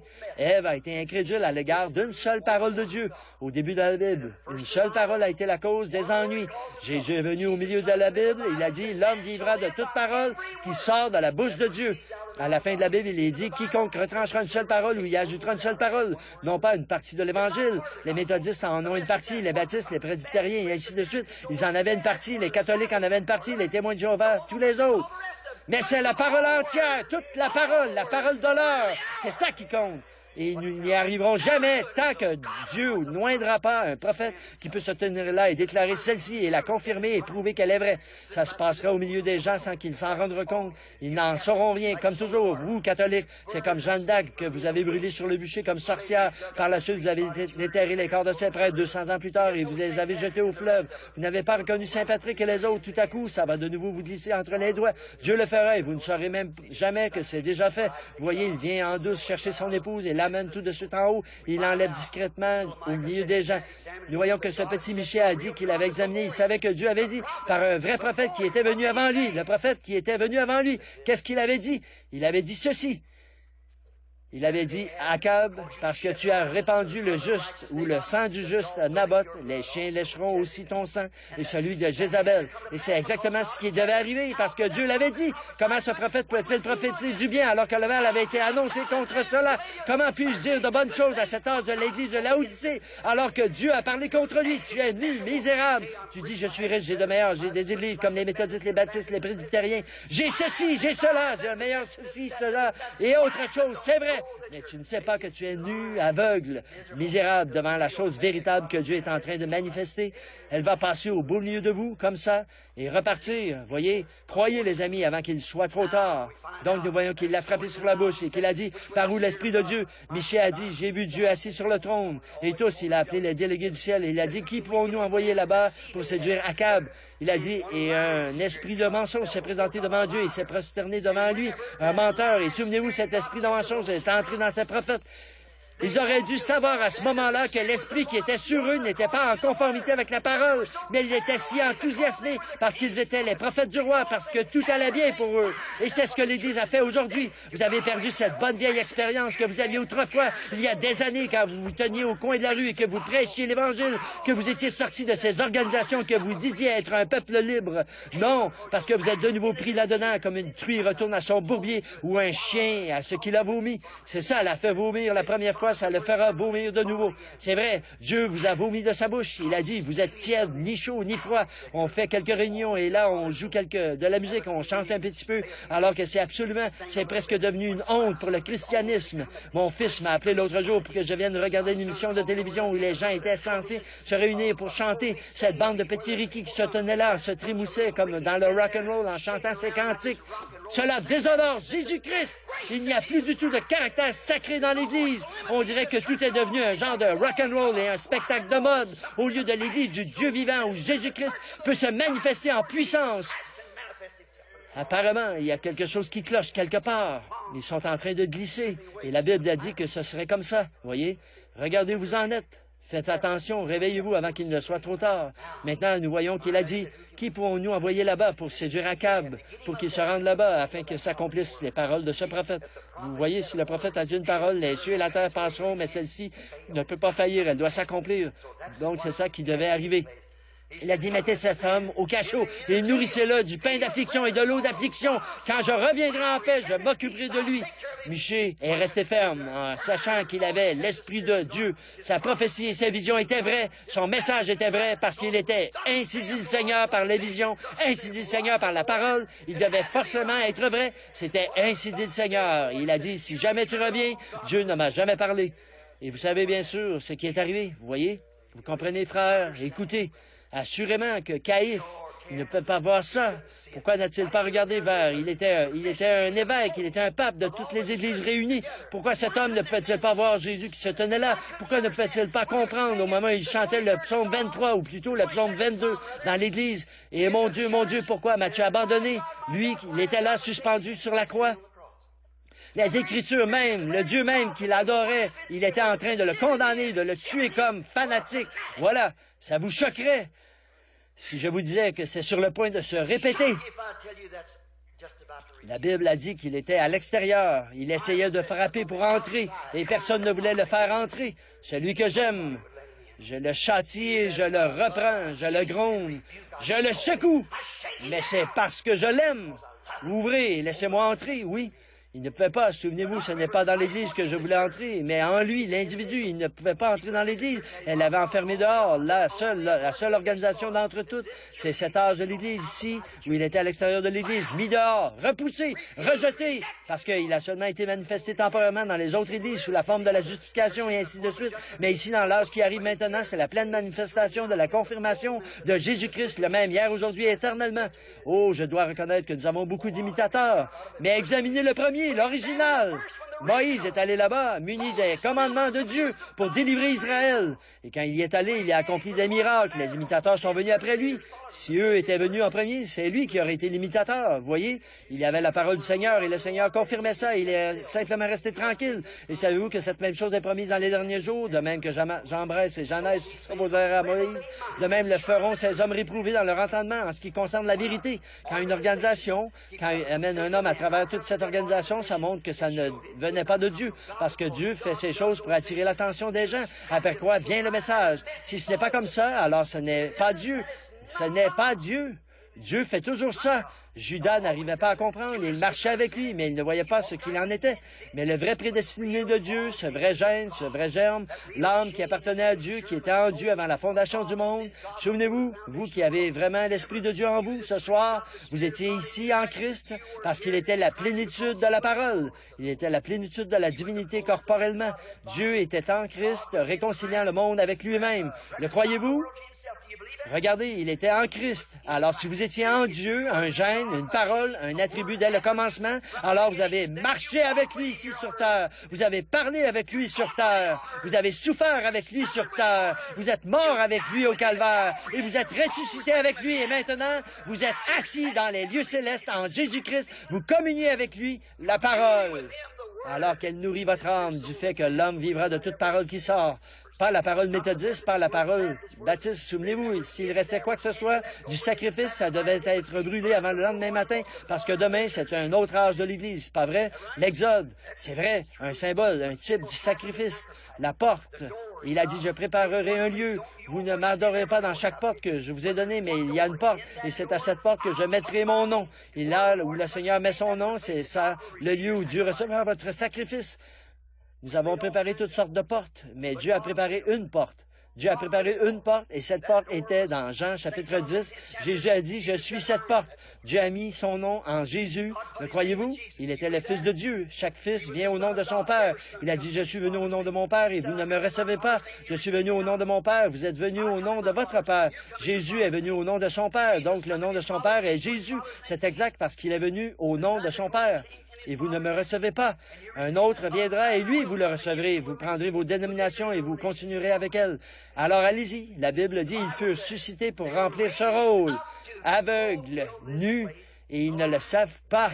L'Église, la religion, oh, très pieux, exactement comme Caïn l'était. Faire un sacrifice. Tout faire exactement comme Abel, mais par révélation, il lui avait été révélé ce que le sacrement était, pas les fruits des champs, ni quelque chose qu'on peut faire de ses mains. Le croyant peut voir la parole faite chair, les autres ne le peuvent pas. Tous ces Israélites, après avoir vu Moïse accomplir ça, alors ils se sont retrouvés à l'endroit où ce grand conseil devait avoir lieu. Chacun d'eux a dit, nous suivrons Balaam, parce que nous pensons que le docteur Balaam a raison. Il est plus intelligent, plus instruit et tout. Alors, nous allons accepter ça. Et Dieu ne leur a jamais pardonné. Il les a détruits là, même dans le désert. Et Jésus lui-même a dit, ils ne viendront jamais. Aucun d'eux n'est sauvé. Jésus a dit, ils ont dit, nos pères ont mangé la manne dans le désert pendant 40 ans. Il a dit, ils sont tous morts, éternellement séparés d'avec Dieu. Ils sont tous morts, certainement. Parce qu'ils ont écouté une erreur, alors que Moïse, celui qui avait été confirmé par Dieu et qui était un conducteur envoyé par leur montrer le chemin vers le pays promis, ils avaient bien suivi jusque-là, mais là, ils n'ont plus voulu continuer avec lui. Donc, les croyants peuvent le voir, mais les incroyants ne peuvent pas voir que c'est confirmé. Regardez comme Caïphe était pieux. Regardez comme tous ces sacrificateurs étaient pieux. Et Jésus s'est tourné et a dit, vous avez pour père le diable et vous ferez ses œuvres. Mais il y avait quelques croyants assis là. Pensez-vous que ces disciples pouvaient comprendre quand Jésus a dit, moi et mon père sommes il ne pouvait pas l'expliquer. Quand il a dit, si vous ne mangez la chair du Fils de l'homme et ne buvez son sang, vous n'avez pas la vie. Pouvait-il l'expliquer? Non, mais il le croyait parce qu'il voyait Dieu confirmé et fait chair.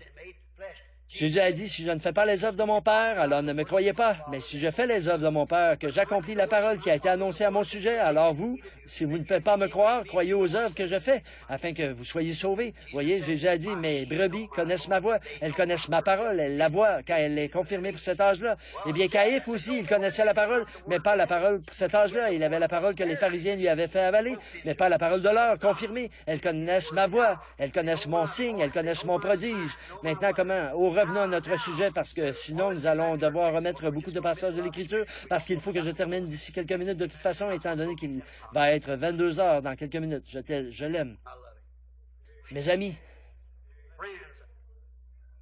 vous qui vous êtes avancés dans cette allée, qui avez déposé là cette offrande il y a quelques instants, vous qui avez fourni la nourriture et le vêtement à mes enfants, vous qui avez mis votre argent durement gagné dans un plateau à offrande, vous savez où ça va?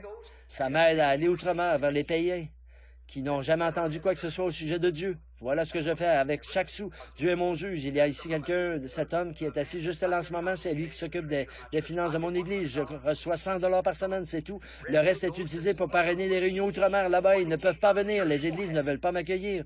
Ils ne veulent pas de moi. Non, c'est vrai. Maintenant, elles disent de moi, elles disent, il est un Jésus seul. Il y a quelque chose du genre, un hérétique, un fanatique, ainsi de suite, comme ça, un Jézabel. Je m'attends à ça. Ils ont appelé mon Seigneur Jézabel et ils l'ont appelé, pas Jézabel, mais Belzébul. Ils l'ont traité de tous les noms. S'ils l'ont appelé le maître de la maison Belzébul, à combien de plus forte raison appelleront-ils ainsi ses disciples? Alors, ça ne fait rien, ça. Et vous, personnellement, avec l'aide de Dieu, pensez-vous que je me tiendrai ici comme un grand hypocrite, que je vous dirai quelque chose, ou n'est-ce pas que je m'alignerai tout de suite sur la chose si je pensais qu'elle venait de Dieu? Mais si je vous aime, et que je connais la vérité, mais avez-vous déjà entendu dire quelque chose au nom du Seigneur que je ne sois pas accompli? Non, je me demande à quiconque. Il y a des milliers de choses qui ont été dites. Elles se sont toutes accomplies. Vous souvenez-vous de la fois où il avait fait venir Samuel? Je crois que c'était, Israël voulait devenir comme toutes les autres nations, et c'est ça que vous, pentecôtistes, allez finir par arriver. Vous voulez agir comme les autres. Vous n'êtes pas de cette sorte de gens. Tenez-vous éloignés de ça. Les grandes églises, les grandes et belles choses, oh frères, ne faites pas ça. Nous prêchons que la venue du Seigneur est proche. Allons là-bas sur les champs de travail et informons les païens. Vous voyez, faisons quelque chose à ce sujet. Mais vous voyez, Samuel a dit, ai-je déjà, à une seule occasion, pris de votre argent pour ma subsistance? Ils ont dit, non, Samuel, tu n'as jamais fait ça. Il a dit, vous avez déjà dit quelque chose au nom du Seigneur qui ne se soit pas accompli? Oh, c'est vrai, Samuel, nous croyons que tu es un prophète envoyé par Dieu. Oui, monsieur, tout ce que tu as dit s'est accompli, Samuel, mais nous le voulons quand même. Vous voyez ce qui est arrivé? Oh, frère, l'Écriture ne fait que se répéter d'un endroit à l'autre à travers l'Écriture, parce que c'est la manière de faire de Dieu. Vous voyez où on se retrouve dans ce genre de situation. Prenons rapidement notre sujet. Maintenant, j'ai pris tout ce temps et je n'ai pas encore abordé mon sujet. C'est dans mon cœur. Je vous aime. Ne périssez pas avec le monde. Si vous êtes du monde, vous périrez avec le monde. Si vous êtes de Dieu, vous partirez avec lui dans la résurrection. Alors changez votre nature ce soir qui vous faisait aimer le monde et les choses du monde et tous ces credos et autres. Et regardez tout droit vers le calvaire, vers votre sacrifice. Rencontrez-le là, sur ce terrain, parce que c'est le seul lieu où il vous rencontrera jamais. Les méthodistes disent, c'est dans notre église, les baptistes disent, les pentecôtistes, c'est ceci, les presbytériens, ceci, mais il a dit, je les rencontrerai dans un seul lieu, le lieu où j'ai mis mon nom, c'est en Jésus-Christ, et c'est là que Dieu a mis son nom. C'est le seul lieu où il vous rencontrera, et c'est Christ, c'est la parole le même hier, cela a grandi depuis les pieds, les cuisses, et maintenant c'est dans la tête, s'apprêtant à partir, manifestant dans la pleine mesure l'épouse, de la même manière que l'époux. Maintenant, prenons très rapidement notre sujet pendant une dizaine de minutes, et ensuite nous terminerons maintenant notre sujet, nous voulons tous y accorder notre attention. C'est qu'il était de nouveau arrivé, comme l'indique notre texte, la même chose que ce qui arrive d'habitude. Dieu avait envoyé son prophète, comme la parole l'avait promis dans Malachie 3, j'enverrai un messager devant ma face comme précurseur de sa venue. Maintenant, si vous voulez confirmer ça, le prouver, Matthieu chapitre 11 le confirme également. Quand les disciples de Jean sont arrivés et qu'ils ont vu Jésus, ils ont dit, Jean est en prison. Ils ont dit, nous sommes venus te demander si l'œil d'aigle de Jean s'était voilé. Il était en prison, il allait bientôt mourir. Il a dit, allez lui demander. Vous voyez, Jean avait dit, oh, il a son vent dans la main, il nettoiera entièrement son air. Il pensait que le millénium allait commencer à ce moment-là. Il pensait que le grain était prêt, mais il devait mourir, puis aller dans la tige, monter de nouveau pour former la véritable épouse. Donc, il avait dit, il amassera son blé dans le grenier, il fera brûler au feu. Observez ce précurseur de Christ dans cet âge-là, ce qu'il avait dit, qui arriverait le grain. J'espère que vous ne dormez pas. Le grain est ici. Il sera amassé dans le grenier. C'était cette épouse, cette partie-là de l'épouse. Mais quand il dit qu'il arrivera à la tige, elle sera brûlée dans un feu qui ne s'éteint point. Cherchez le salut maintenant, pendant que vous le pouvez. Soyez un grain, pas une tige, voyez. Entrez dans la vie, pas la vieille forme morte. Entrez dans la vie de Christ, la parole manifestée. La manifester et confirmer. Ceci, c'est le temps du rassemblement. La moissonneuse arrive. Vous ferez mieux d'entrer dans le grain parce que la balle sera laissée derrière. Maintenant, nous voyons qu'elle s'est arrivée. Jésus, pour terminer ce que Jésus est en train de citer ici à propos de Matthieu 11, vous voyez, il n'a pas donné à Jean, et il a dit, attendez un peu, je vais donner à Jean un livre sur la manière de se comporter. Un croyant en prison. Non, il a dit, restez là et observez ce qui arrive. Retournez montrer à Jean ce qui arrive. les boiteux marchent, les aveugles voient, les morts ressuscitent. Et la bonne nouvelle est annoncée aux pauvres. Exactement ce que le prophète avait dit qu'il arriverait. Vous êtes heureux, vous, pour qui je ne suis pas une occasion de chute. Et ses disciples sont repartis de l'autre côté de la colline. Il s'est tourné, il a dit, qu'êtes-vous allé voir quand vous êtes allé voir Jean? Êtes-vous allé voir un homme vêtu d'habits précieux et tout le reste, l'école tournée vers l'arrière et tout ceci? Vous savez, il a dit, ils sont dans les palais des rois, ils embrassent les bébés, ils ensevelissent les morts. C'est là, je ne sais pas tenir une épée à deux mains. Il a dit, qu'êtes-vous allé voir? Un roseau agité par n'importe quel vent. Viens donc, Jean, je te donnerai plus d'argent. Si tu viens ici, eh bien, Dieu soit béni, je ne suis plus méthodiste, je serai pentecôtiste, serai presbytérien, je serai ceci, cela, celui-là. Il n'y a plus d'argent. Il a dit, vous n'avez pas du tout vu un roseau agité par là. Il a dit, qu'êtes-vous allé voir là-bas? Un prophète? Il a dit, oui, et plus qu'un prophète. Jean venait de rendre à Jésus le pire hommage qu'il aurait pu lui rendre. Vous savez, il fallait que ça arrive comme ça. Il lui a demandé, après l'avoir présenté, vu ce signe au-dessus de lui, il a dit, c'est bien le Messie. Ensuite, il vient demander, es-tu celui-là ou devons-nous en attendre un autre? Mais regardez Jésus, le sachant à son tour, il lui a rendu un hommage. Il a dit, qu'êtes-vous allé voir? Un roseau agité par le vent. Il a dit, jusqu'à ce jour, il n'y a jamais eu un homme né d'une femme aussi grand que Jean. C'est vrai, quel éloge il a fait à cet homme. Mais voyez, voilà, cette prophétie s'était accomplie juste devant eux avec la venue d'un précurseur, exactement ce que Malachie avait dit. Or ça, c'est Malachie 3, pas Malachie 4. Jean-Baptiste, c'était Malachie 3. Jésus l'a dit. Quand il lui a posé la question, qu'ils ont dit, pourquoi les scribes disent-ils? Il a dit, il est déjà venu. Ils ont fait ce qu'ils ont dit. Mais souvenez-vous, Malachie 4, immédiatement après le prophète de Malachie 4, le quatrième venue de Jean-Baptiste ou d'Élie, la cinquième venue sera celle d'Apocalypse 2, des témoins, quand il viendra pour le reste des Juifs. Mais Dieu a utilisé ce même esprit à 5 reprises, la grâce, G-E-S-U-S. Tout ça, c'est Jésus tout le temps, F-O-I-G-R-A-C-E, et ainsi de suite. Vous voyez, le chiffre 5, c'est un chiffre de la grâce, et il l'a utilisé. Il n'en utilisera pas que 3, il n'en utilisera pas que 2, 3 ou 4. C'est à 5 reprises qu'il l'utilise. Bon, maintenant, remarquez rapidement, tandis que nous terminons.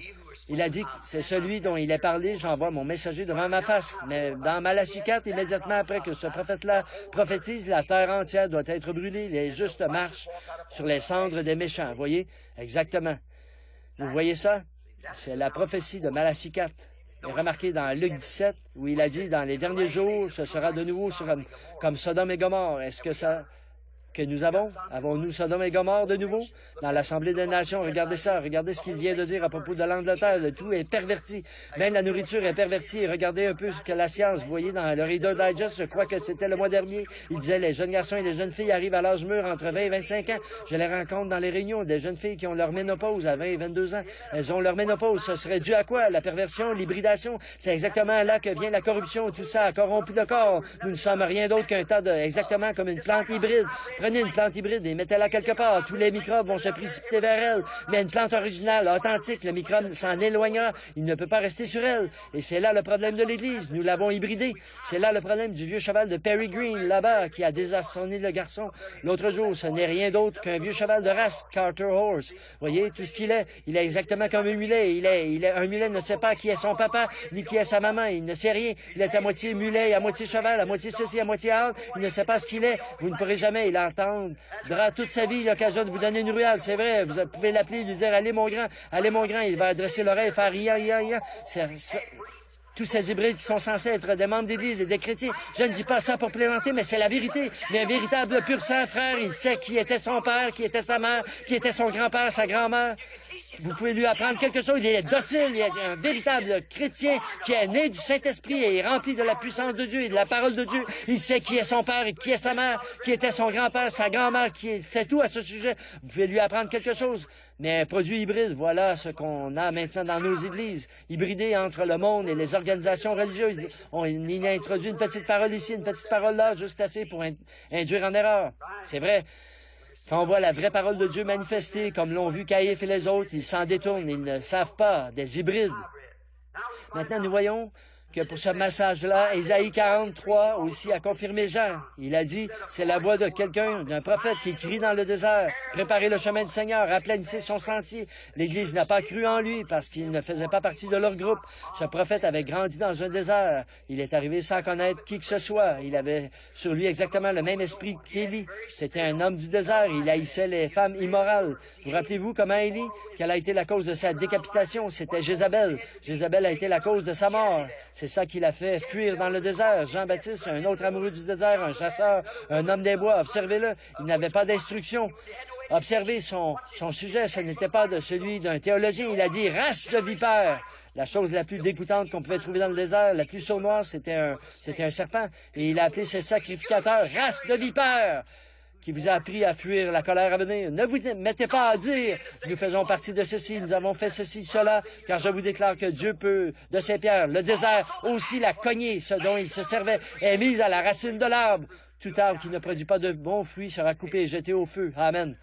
C'était un prédicateur qui se référait à la nature, un grand homme de Dieu qui a vécu peu de temps, mais qui a vraiment allumé un feu sur la terre. Il a choqué cette génération pendant les 6 mois qu'a duré son ministère. Dieu l'a élevé pendant 30 ans afin de pouvoir obtenir de lui ces 6 mois. Mais Dieu fait les choses à sa manière. Il sait ce qu'est sa moisson. Et nous voyons là que c'est exactement ce qui s'était produit. Ils n'ont pas cru en lui parce qu'ils n'étaient pas des leurs. Ils n'ont pas cru en lui. Ils ont fait comme d'habitude. Ils n'ont pas vu ce qu'il en était. Ils n'ont pas cru la parole de Dieu de Malachie 3. Sinon, ils auraient clairement vu par la lettre qu'il s'agissait là du précurseur. Ça faisait 400 ans qu'il n'avait pas eu de prophète et tout à coup, en voici un qui entre en scène. Vous voyez, les gens, les croyants ont cru que c'est ce qu'il était. Vous voyez, eux, ils n'y ont pas cru. Ils ne croyaient pas, puisque quand ils ont vu la lettre entièrement confirmée, ce qu'il avait dit qu'il ferait et tout, et qu'ils ont vu cela clairement confirmé quand la parole est venue directement au prophète, dans l'eau, il était là. Beaucoup argumentent sur ce passage de l'Écriture-là à propos de Jean. Vous voyez, Jean a dit, c'est moi qui ai besoin d'être baptisé par toi. Alors pourquoi viens-tu à moi? Jésus a dit, laisse faire, car ainsi, mais il est convenable qu'ainsi, il est de notre devoir, il est convenable que nous accomplissions tout ce qui est juste. Jean, toi qui es prophète, tu sais qu'il faut laver le sacrifice avant de le présenter. Et je suis le sacrifice et toi, tu es prophète. Et tu sais cela. Alors, il ne lui a pu résister. Il l'a baptisé, vous voyez. Il savait que c'était bien ça. Regardez, ils se sont moqués de lui. Ils l'ont traité de fanatique, sauvage, illettré, qui crie à tue-tête. Comme d'habitude, ce prophète qui était le précurseur de la première venue de Jésus. Je ne dis pas qu'ils n'ont pas aujourd'hui les mêmes imitations de l'authentique. Ils les ont absolument.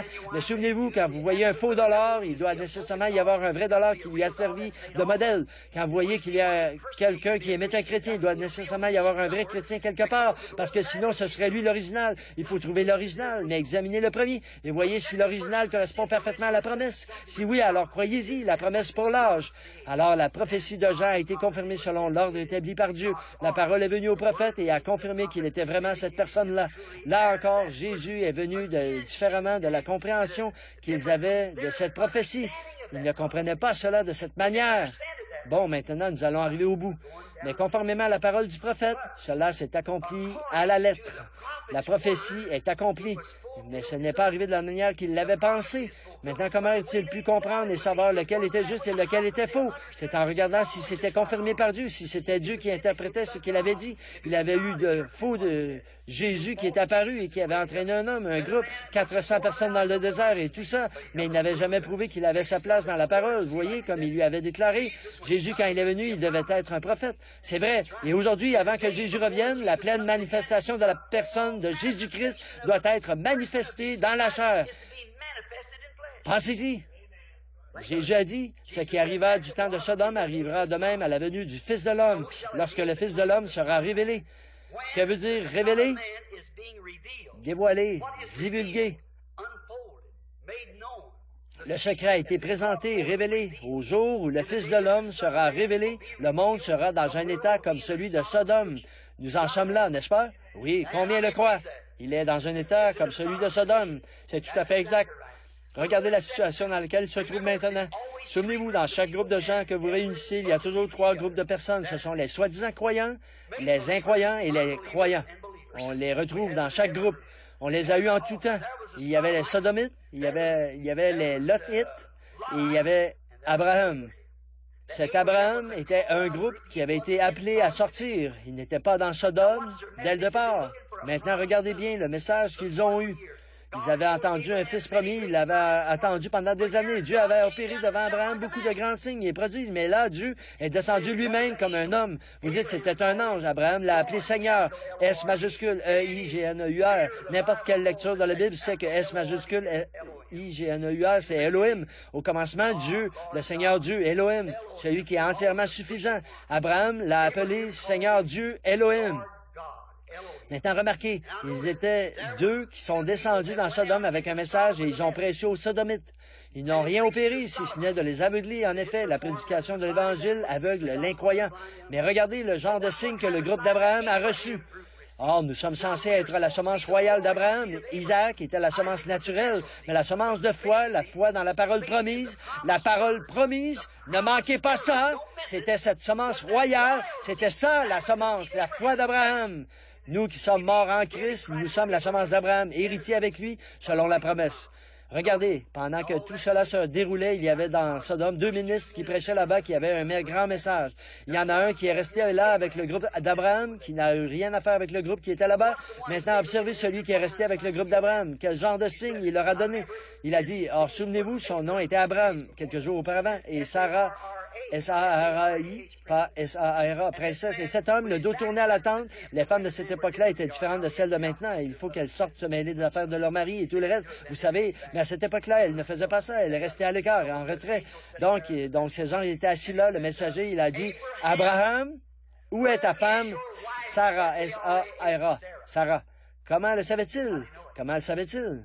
Abraham a dit, elle est dans la tente derrière toi. Il a dit, je vais te visiter au temps fixé, comme je te l'ai promis, je vais te visiter. Et Sarah a eu un peu ri en elle-même, le dos tourné à la tente. Il a dit, pourquoi Sarah a-t-elle ri en disant, comment cela peut-il se faire? Si elle n'avait pas été en Abraham, son épouse, à ce moment-là, Dieu l'aurait tuée. Ce serait pareil pour nous aujourd'hui avec toute notre incrédulité si nous n'étions pas en Christ. C'est ça qui nous tient là, vous voyez. Il ne pouvait pas faire de mal à Sarah, il ne pouvait pas lui ôter la vie sans faire de mal à Abraham, vous voyez. Donc, souvenez-vous, Jésus a dit, ce qui arriva du temps de Sodome arrivera de même à l'avènement du Fils de l'homme.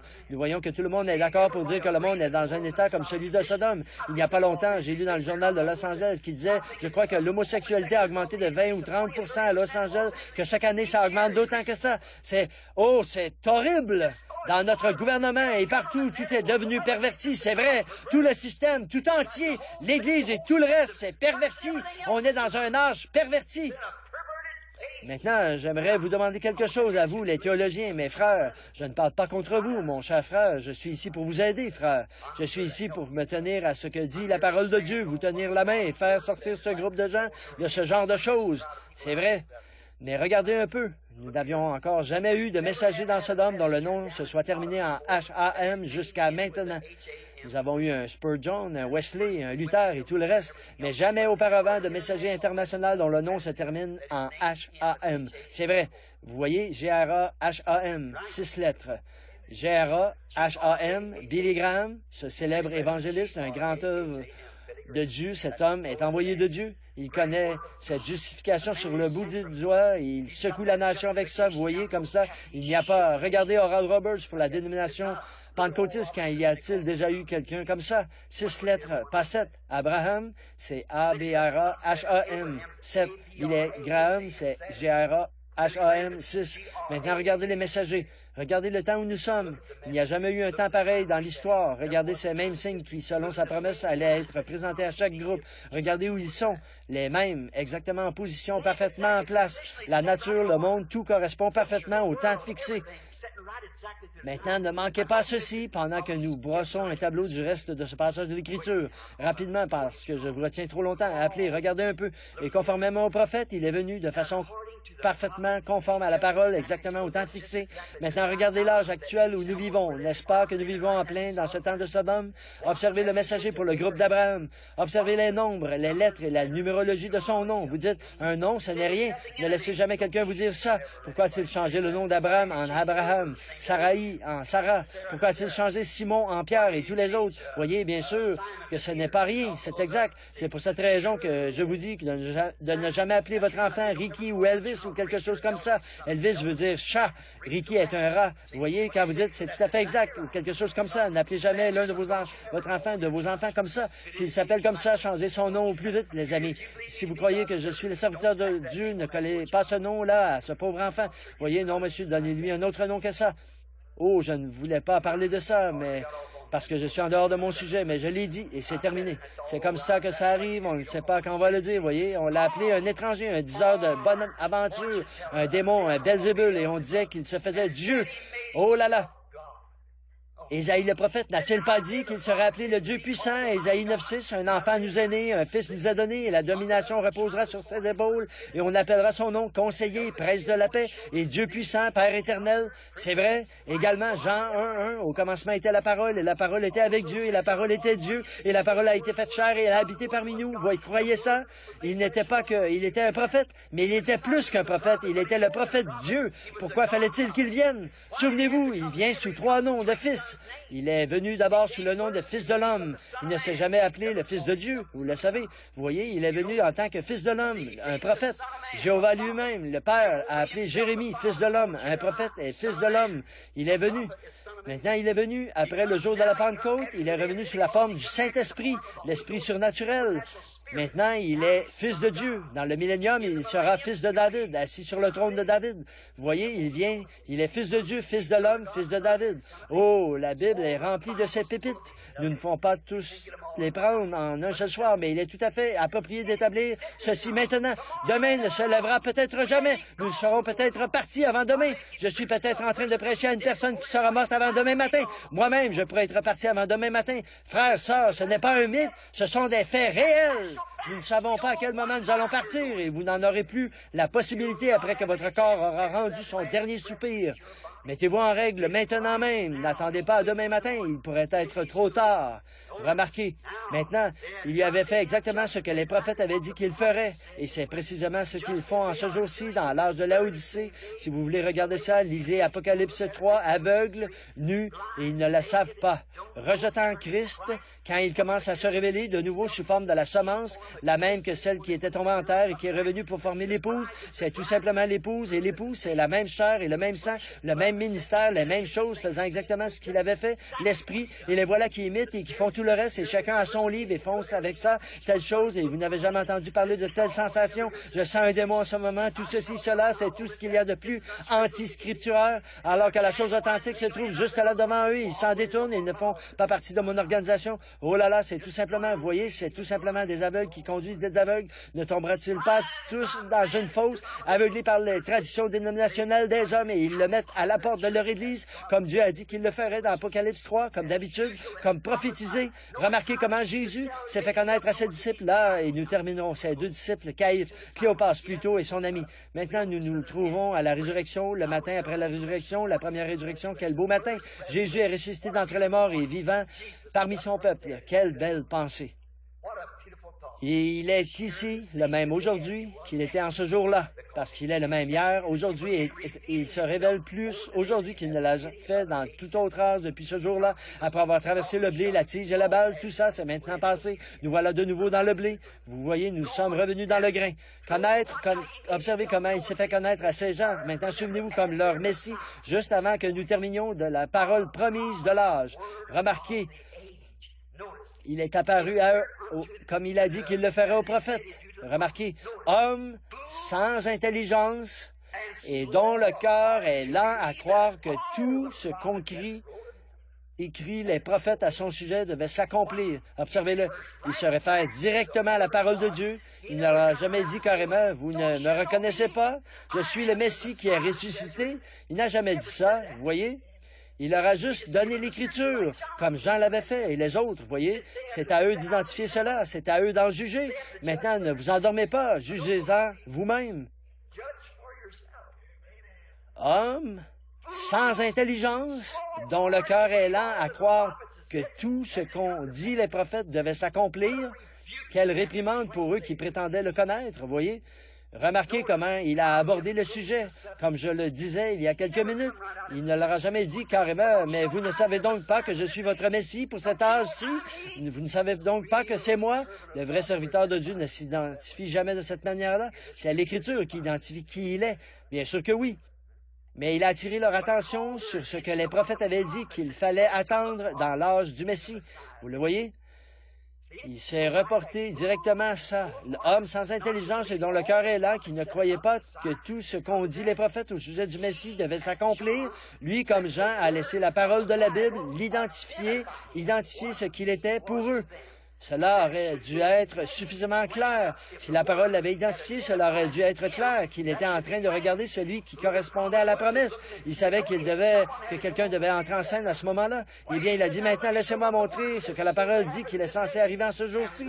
Moi, ce soir, est-ce que je ne suis pas en train d'essayer de vous déclarer parole sur parole, même jusqu'à la position, le lieu, les noms, les nombres, tout le reste et tous les signes, les temps et tout, que nous sommes bien au temps de la fin? Certainement que vous pouvez voir de quoi je parle, vous voyez, regardez, c'est tellement clair que ça ne devrait pas nécessiter d'autres identifications. Il a dit quand il était ici sur terre, sondez les Écritures, vous pensez avoir en elles la vie éternelle, ce sont elles, elles rendent témoignage de ce que je suis, vous voyez de qui je suis.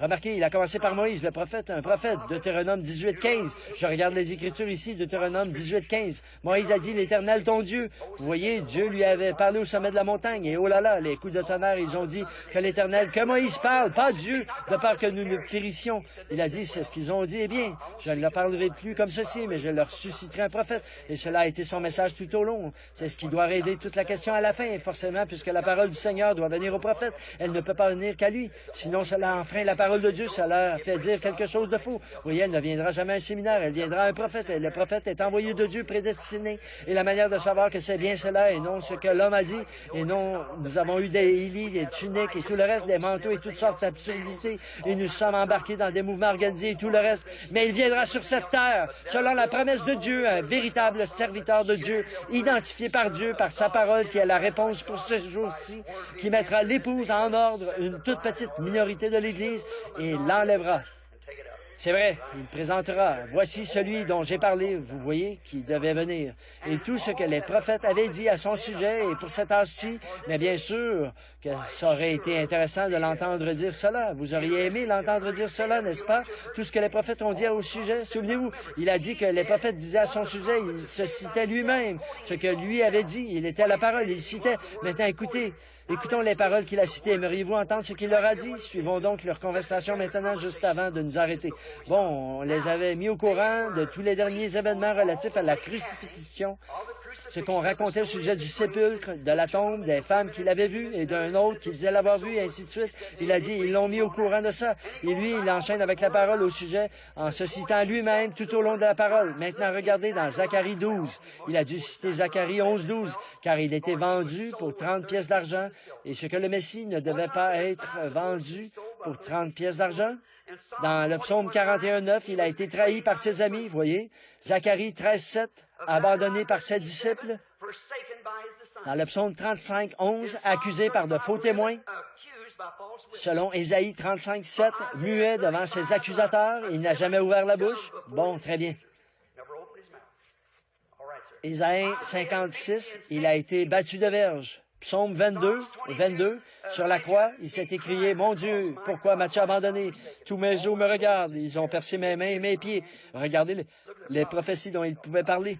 Ésaïe 9:6, « Un enfant nous est né, une vierge concevra, et ainsi de suite. » Et aussi dans le psaume 22:18, ils se sont partagés ses vêtements. Dans Ésaïe 7:14, une vierge concevra. Psaume 22, 7 et 8, ils ont fait de lui un ridiculisé par ses ennemis. C'est ceux qui étaient censés être ses ennemis, l'Église. Encore dans le psaume 22, il a été, aucun de ses os ne devait être brisé, mais ils ont percé ses mains et ses pieds. Ésaïe 53:12, mort avec des malfaiteurs. Dans Ésaïe 53:9, brisé et enseveli avec le frère riche. Dans le psaume 16:10, il a été ressuscité des morts. David l'a dit, « Je ne permettrai pas que mon sein voie la corruption et je n'abandonnerai pas son âme dans le séjour des morts. » Il a été ressuscité des morts. Malachie 3, Jean-Baptiste a été son précurseur et tous les types auxquels il a dû se rapporter. Même Isaac, qui était son type sur la montagne où son père Abraham l'avait emmené dans Genèse 22. C'est là qu'ils ont commencé à voir qu'il avait accompli ces passages de l'Écriture qui avaient été promis pour ce jour-là. C'est à ce moment-là, à cette heure tardive, qu'ils ont commencé à voir. Oh, eh bien, attendez une minute. Vous savez quoi? À ce moment-là, ils ont reconnu que leur ami crucifié Jésus était ce prophète qui avait été promis. Ils l'ont reconnu parce que, vous voyez, on ne les avait pas mis au courant des Écritures. Mais voici toutes ces choses qu'elles devaient arriver à la croix. Toutes ces choses. Hommes sans intelligence, dont le cœur est là à comprendre tout ce qu'ont dit les prophètes, qu'il fallait que le Messie souffre, qu'il entre dans sa gloire, qu'il ressuscite le troisième jour. Là encore, il continue. C'est vrai, je dis que notre cœur ne brûlait-il pas au-dedans de nous, disait-il. Ce n'est pas étonnant que leur cœur ait brûlé. Les prophéties qu'ils présentaient, qui s'étaient accomplies. Alors, ils ont commencé à comprendre que leur ami, l'homme avec lequel ils avaient mangé, parlé, s'était associé, avait péché, s'était couché dans les bois, que c'était là l'accomplissement de chaque parole promise pour cette heure-là. Voilà, c'était ça. Ils avaient fait 6000, près de 10 kilomètres à pied. Je suppose que ça a semblé un temps très court. Ils avaient entendu un sermon de 6 heures sur la confirmation de la prophétie, un peu plus long que ce que nous avons eu ce soir, vous voyez. Il se faisait maintenant un peu tard, au temps du soir. La lumière du soir était venue. C'est maintenant la même heure, Église. La lumière du soir sont venues. Hébreux 13, 8, il est le même hier, aujourd'hui et éternellement. Oh, des événements rendus clairs par la prophétie. C'est pareil, aujourd'hui, la lumière du soir promise par le prophète de Dieu dans Zacharie 14, 7 peut de nouveau ouvrir les yeux du vrai croyant sur les événements qui se produisent aujourd'hui, prouvant par les prophéties que nous sommes au temps de la fin. Jésus vient. Précisément. Il a dit, il y aura un jour dont on ne pourra dire si c'est la nuit ou le jour. Il a dit, mais sur le soir, la lumière paraîtra. Or, nous savons que géographiquement, le soleil se lève à l'est et se couche à l'ouest. Maintenant, le prophète a dit, pendant une longue période, il fera sombre plus tôt. On ne pourra dire si c'est le jour ou la nuit, un jour plutôt sombre, Mossad. Alors, où le Fils s'est-il levé? C'est du F-I-L-S que nous parlons maintenant. Il y a le F-I-L-S naturel qui se lève à l'est et se couche à l'ouest. Exactement le même Dieu, le même Fils plutôt. Et le F-I-L-S de Dieu s'est levé premièrement à l'est pour les orientaux. Et maintenant, après qu'il est parti, qu'est-ce qu'ils ont fait? 300 ans plus tard, ils ont mis sur pied leur première organisation, l'Église catholique romaine. Ils ont traversé l'âge des ténèbres et ils en sont sortis. Qu'est-ce qu'ils ont fait? La même chose. Cela a été un jour on n'a pas pu dire si c'était le jour ou la nuit. Ils ont eu suffisamment de consignes. Ils ont cru qu'il était le Fils de Dieu. Ils ont marché dans la lumière qu'ils avaient. Ils ont créé leur Église. Ils ont construit des hôpitaux et des écoles et le reste et des séminaires. Ils ont scolarisé leurs enfants. Mais le prophète a dit, vers le soir, la lumière paraîtra de nouveau. Le Fils percera de nouveau. La lumière paraîtra. Qu'est-ce? Le même Fils, F-I-L-S, qui s'est révélé en chair à cette époque-là, où c'était le matin, se révélera de nouveau au temps du soir. Maintenant, faites la comparaison avec Luc 17:30. Et en ce jour-là, ce qui arrivera du temps de Sodome, le monde à son déclin, au temps où le Fils de l'homme se révélera, vers le soir, la lumière paraîtra. Le sentier de la gloire, là, tu le trouveras. Oh là là, les amis, où en sommes-nous? Les nations se disloquent. Israël se réveille. Signe annoncé par les prophètes. Les jours des gentils sont comptés. Ils sont remplis d'effroi. Regardez-la glisser dans la mer. Retournez, ô dispersés, vers les vôtres. Le jour de la rédemption est proche. La peur fait défaillir le cœur des hommes. Soyez remplis de l'esprit, vos lampes préparées et lumineuses. Levez les yeux, votre rédemption est proche. Vous avez intérêt à le faire. Frères, sœurs, c'est un temps effrayant. Regardez les choses qui ont été prophétisées. Regardez les choses qui arrivent. Regardez toute la prophétie qui s'accomplit. Nous voyons alors ce qu'il en est de tout ceci. Ce n'est pas une propension au fanatisme. C'est Dieu qui confirme ses paroles parfaitement. Le rocher a été frappé, mes amis. Fuyez vers lui aussi vite que possible. La prophétie confirme le jour où nous vivons. Inclinons la tête.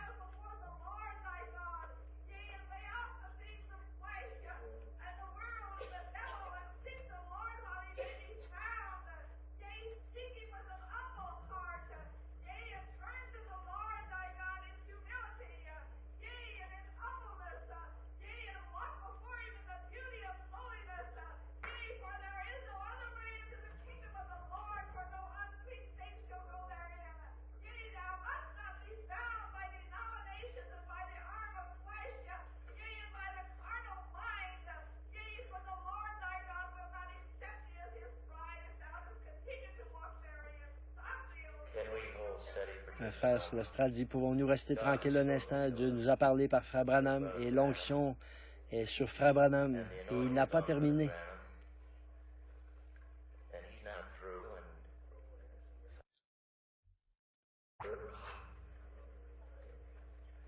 Dieu bien-aimé, êtes-vous conscient du jour où nous vivons, mes amis? Oseriez-vous mettre Dieu en doute? Diriez-vous qu'il n'a pas raison, alors qu'il l'a prouvé? Il est son propre interprète. Voulez-vous le servir? Maintenant, avec nos têtes inclinées et nos cœurs inclinés, frères, sœurs, il se peut que ceci soit la dernière fois que nous nous rencontrons. Il se peut que jamais si je revenais dans une année à partir d'aujourd'hui, si je suis encore en vie, il y aura beaucoup de personnes qui sont ici en ce moment qui ne seront plus là. Et je devrais vous rencontrer au tribunal du jugement et répondre de tout ce que je vous ai dit ce soir devant Dieu, pendant que vous avez toute votre raison. Voudriez-vous maintenant faire ceci pour Dieu? Si vous savez que vous êtes, regardez-vous dans le miroir de Dieu, la Bible, qui que vous soyez, et dites... Je sais que je suis bien loin d'être une fille de Dieu. Regarde comment j'agis. Je suis bien loin d'être un fils de Dieu. Regarde comment j'agis. Mais, oh Dieu, je ne veux pas être dans cet état. Je veux m'efforcer d'atteindre cette position-là. Je voudrais que vous leviez votre main vers Dieu, qui que vous soyez, ou que vous soyez dans cette salle. Oui, je veux être un fils de Dieu. Je veux être une fille de Dieu. Je veux accomplir tout ce que mon Seigneur a ordonné. Maintenant, vous, que Dieu vous bénisse. Je pense que c'est 90% de l'auditoire. Maintenant, regardez un peu, mon ami. Qu'est-ce qui se serait passé si vous aviez vécu autant que vous auriez entendu Jean prêcher? Qu'est-ce qui se serait passé si vous aviez vécu autant où Jésus était ici? De qui auriez-vous pris le parti? Si vous aviez vécu autant de Jésus, souvenez-vous, si vous aviez vécu à cette époque-là, ça aurait été exactement comme c'est maintenant. C'est ce même Jésus qui se fait connaître par sa parole. Vous voyez, elle est très impopulaire. Mais je vais vous dire une chose, je ne cherche pas à dire aux gens de quitter l'Église. Oh, je veux que vous allez à l'Église, n'abandonnez pas votre assemblée. Mais ce que je cherche à vous dire, faites tout pour entrer dans le royaume de Dieu. Saisissez ces choses, le monde, l'Église, pentecôtiste, vous devenez trop mondain, vous vous conformez trop au monde. Si c'est si facile, vous regardez toujours les émissions de télévision et toutes ces choses et le comportement de ces gens-là et tout ceci. Et voilà, les séminaires, les écoles commencent à faire des compromis ici et là. Il y a ici, cela, il y a autre chose et bien vite. Il faut que les choses en viennent là. L'Église pentecôtiste, elle a été mon plus grand appui. Je ne peux rien dire contre elle, mais voilà mon cri. Mes frères, sortez! Un appel. Vous n'avez plus les réunions que vous aviez autrefois. Les gens ne sont plus comme ils étaient autrefois. Mais Jésus-Christ est le même. Entrons en lui. Maintenant, vous qui avez levé les mains, souvenez-vous, un rocher a été frappé dans le désert. Et cette source est toujours accessible ce soir. Le rocher avait été frappé, Christ. C'est lui qui est ce rocher frappé. Et ce soir, pour autant que je sache, l'Église est peut-être, le temps de l'appel est peut-être déjà passé. Je ne sais pas, je ne peux pas le dire. Souvenez-vous, les gens ont quand même continué à avoir des réunions après la crucifixion de Jésus. Et tous les gens, ils viendront, et regardez bien, ils vont continuer à prêcher et à dire qu'ils reçoivent le salut. Et tout, exactement comme si le monde continue comme il était, disent-ils, mais il sera alors trop tard. Pendant que vous en avez la possibilité, mon frère, pendant que vous en avez la possibilité, ma sœur, entrez dans le royaume de Dieu. Pour entrer, vous n'avez pas besoin d'autre chose que d'une foi toute simple, qui croit sa parole, il est cette parole. Seigneur Jésus, je sais que je suis en train de me regarder dans le miroir de la parole de Dieu. Oh, comme je suis loin du compte. Mais Dieu bien-aimé, ici, ce soir, en ce lundi soir, ici, à San Bernardino, en Californie, ici, dans cette grande salle, voici tout ce que j'ai. Seigneur, mais je vais te le donner. Veux-tu m'accepter tel que je suis, Seigneur? Veux-tu me permettre de me réfugier au plus vite à la croix? Je vois même les messagers.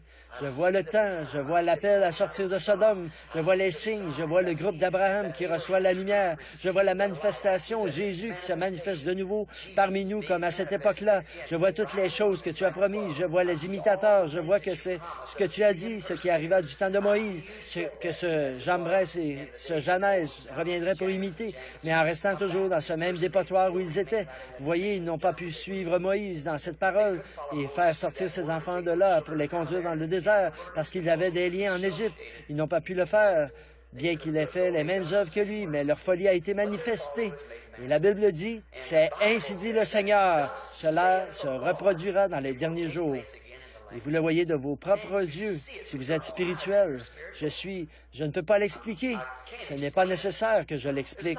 Mes brebis entendent ma voix. Allons à lui maintenant pendant que nous en avons la possibilité. D'accord?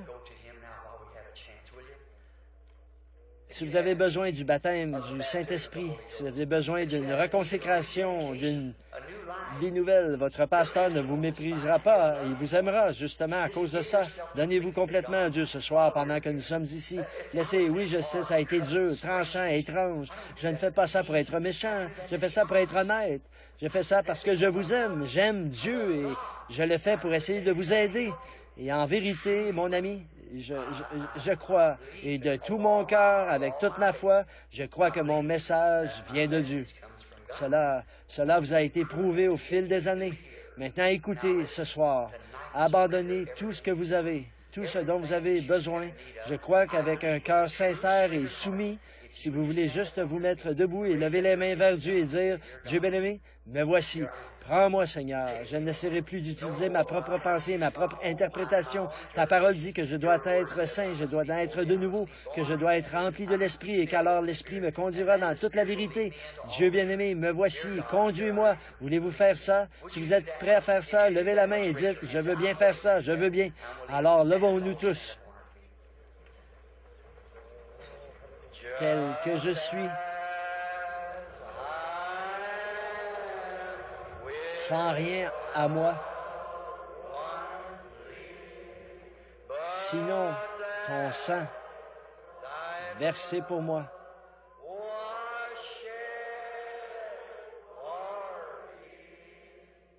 Et ta voix qui m'appelle à toi.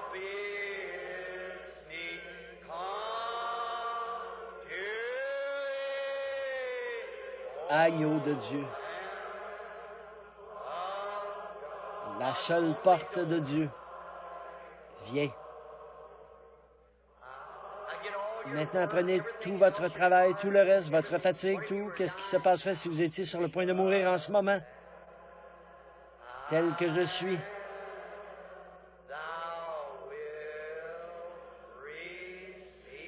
Ton cœur est prêt à prendre le mien tel qu'il est. Pour tout.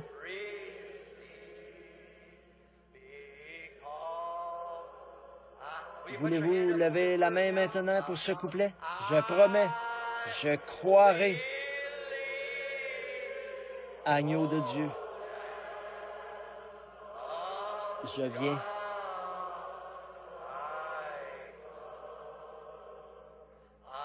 Maintenant,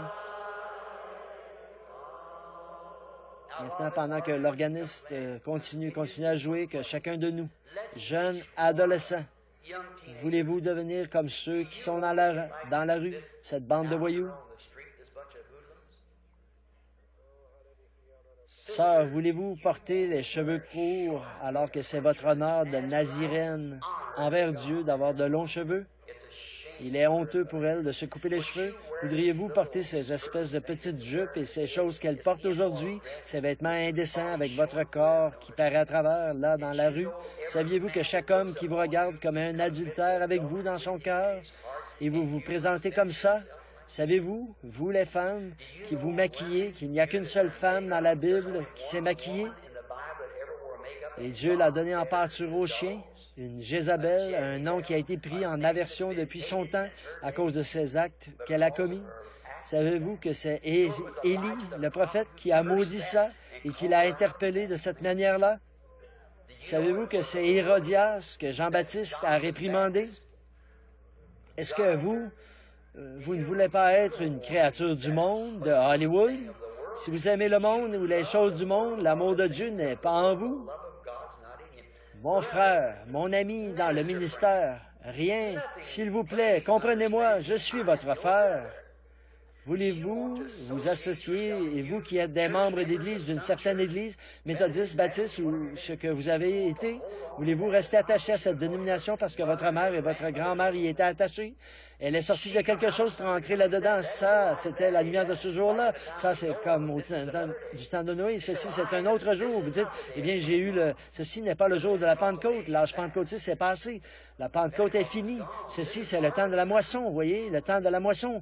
Le grain, l'eau a déjà été répandue. Le grain devient mûr. Venez dans le grain, mon cher frère. Écoutez-moi, croyez-moi, si vous croyez que je suis un serviteur de Dieu, chacun à notre manière. Inclinons la tête dans l'humilité et présentons la prière que nous devrions présenter. Ô Dieu, prends-moi tel que je suis. Et frères, sœurs, moi aussi, je me place sur l'autel ce soir. Ô Dieu, façonne-moi et fais de moi une personne différente. Fais quelque chose, ô Dieu, fais-moi à ton image. Vous pensez que c'est facile de se tenir ici et de démolir les gens comme ça? C'est une chose pénible à faire. Mais malheur à moi si je ne le fais pas. Dieu bien-aimé, alors que cet auditoire incline la tête et le cœur en ces moments solennels qui terminent ici cet exposé sur la Bible, en voyant la confirmation du Saint-Esprit qui a secoué cette nation plusieurs fois de suite par de grands réveils et des indications, nous savons que quelque chose doit faire suite à cela. Et ensuite, de voir cet ange descendre là, au sommet de cette montagne, là-bas, en Arizona, alors que même les magazines d'un bout à l'autre du pays en ont parlé, de voir Jésus lui-même là, dans les cieux, qui regarde en bas et qui dit que dans Apocalypse 10, 7, dans le message du 7e ange, ces sceaux seraient ouverts, les mystères de Dieu seraient divulgués, alors que les réformateurs n'avaient pas vécu assez longtemps pour mettre cela en lumière. Et voici ces 7 sceaux qui scellaient le tout, devaient être ouverts en ce jour-ci, de voir tous ces grands signes et prodiges qui ont été accomplis, confirmés, prédits, avant qu'ils arrivent, et pas une seule fois, tu ne nous as fait défaut. Au contraire, tu as accompli cela exactement comme cela avait été dit. Dieu bien-aimé, nous sommes conscients que Jésus-Christ est au milieu de nous. Nous savons qu'il est ici. Il est ici ce soir. Le Dieu invisible est ici avec nous et il peut confirmer chaque promesse qu'il a faite dans sa parole. Tu t'es tenu là et tu leur as prouvé le dos tourné au tout début, avant même que les imitateurs entrent dans le circuit, Seigneur, ou entrent dans la course, pour ainsi dire. Tu as montré et prouvé, prophétisé et dit exactement de quelle manière cela arriverait. Et nous voyons que c'est arrivé de cette manière-là. Et Dieu notre Père, nous savons que ça ne peut pas être l'homme, ça ne peut être que Dieu, alors nous savons que c'est toi qui es ici ce soir. Pardonne-nous nos péchés. Dieu bien-aimé, tu as guéri notre maladie maintenant.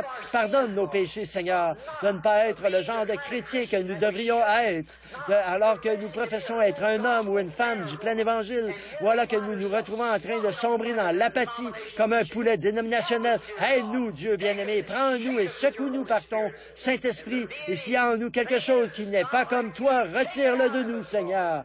Pose nos pieds fermement sur la sainte parole de Dieu et que le Saint-Esprit brûle dans notre cœur, qu'il descende y enlever toutes les impuretés de l'incrédulité et la somnolence de ce jour-ci. Oh, levons-nous et secouons-nous. Accorde-le, oh Dieu, purifie-nous, façonne-nous, forme-nous. Oh Dieu, accorde-le. S'il y a des gens ici ce soir, Seigneur, qui ont dans leur cœur ce grain, ce gène de Dieu qui a été destiné à la vie dès la fondation du monde, je sais, Seigneur, qu'ils vont forcément entendre en cette heure-ci. Alors je te prie, ô Dieu, de remplir leur âme, de les illuminer par un nouveau baptême du Saint-Esprit et de les envoyer sur leur chemin joyeux et heureux. Seigneur Dieu, je te les remets. Je ne sais pas qui ils sont. Toi, tu le sais. Ma responsabilité, c'est uniquement de prêcher ta parole, Seigneur, au fur et à mesure que tu la révèles. C'est toi qui es responsable du reste, de l'endroit où tombe la semence. Moi, je ne fais que la lancer. Seigneur Dieu, je prie qu'elle soit tombée dans une bonne terre fertile ce soir. Je prie que beaucoup voient ce qu'il en est, Seigneur, et se lèvent et deviennent des chrétiens qui brillent en ces derniers jours afin que la chose glorieuse que nous attendons puisse venir rapidement. Accorde-le, Seigneur, et tu prendras ton Église, ton épouse, et tu l'amèneras à la maison. Nous voyons tout cela en place. Viens, Seigneur Jésus, nous remettons tout entre tes mains au nom de Jésus-Christ en vue des résultats. Amen. Amen. Je l'aime. Je l'aime parce qu'il m'a aimé le premier.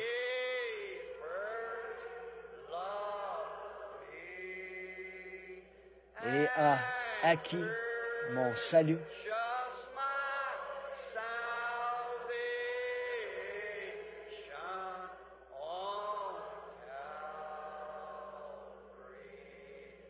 L'aimez-vous? Eh bien, alors, vous devez vous aimer les uns les autres. Serrez-vous la main les uns les autres pendant que vous le chantez de nouveau. Je l'aime.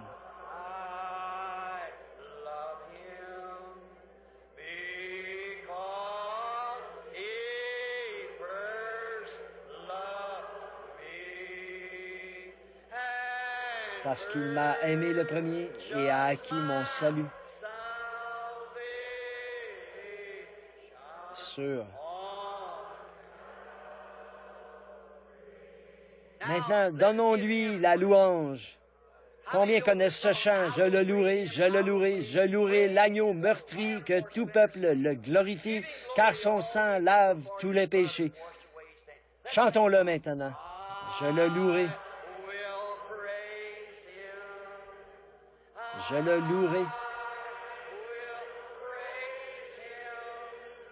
Je louerai l'agneau meurtri.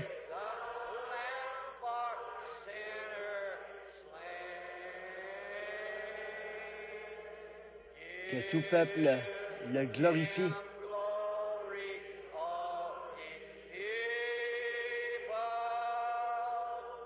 Car son sang lave tous les péchés.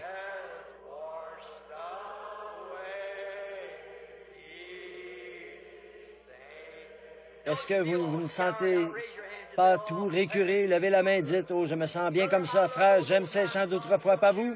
Ils vont droit au cœur. Je le louerai. Je le louerai. Je louerai l'agneau meurtri.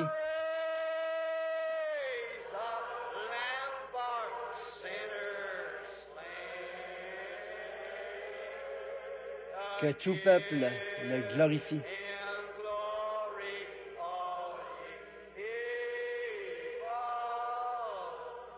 Car son sang lave tous les péchés.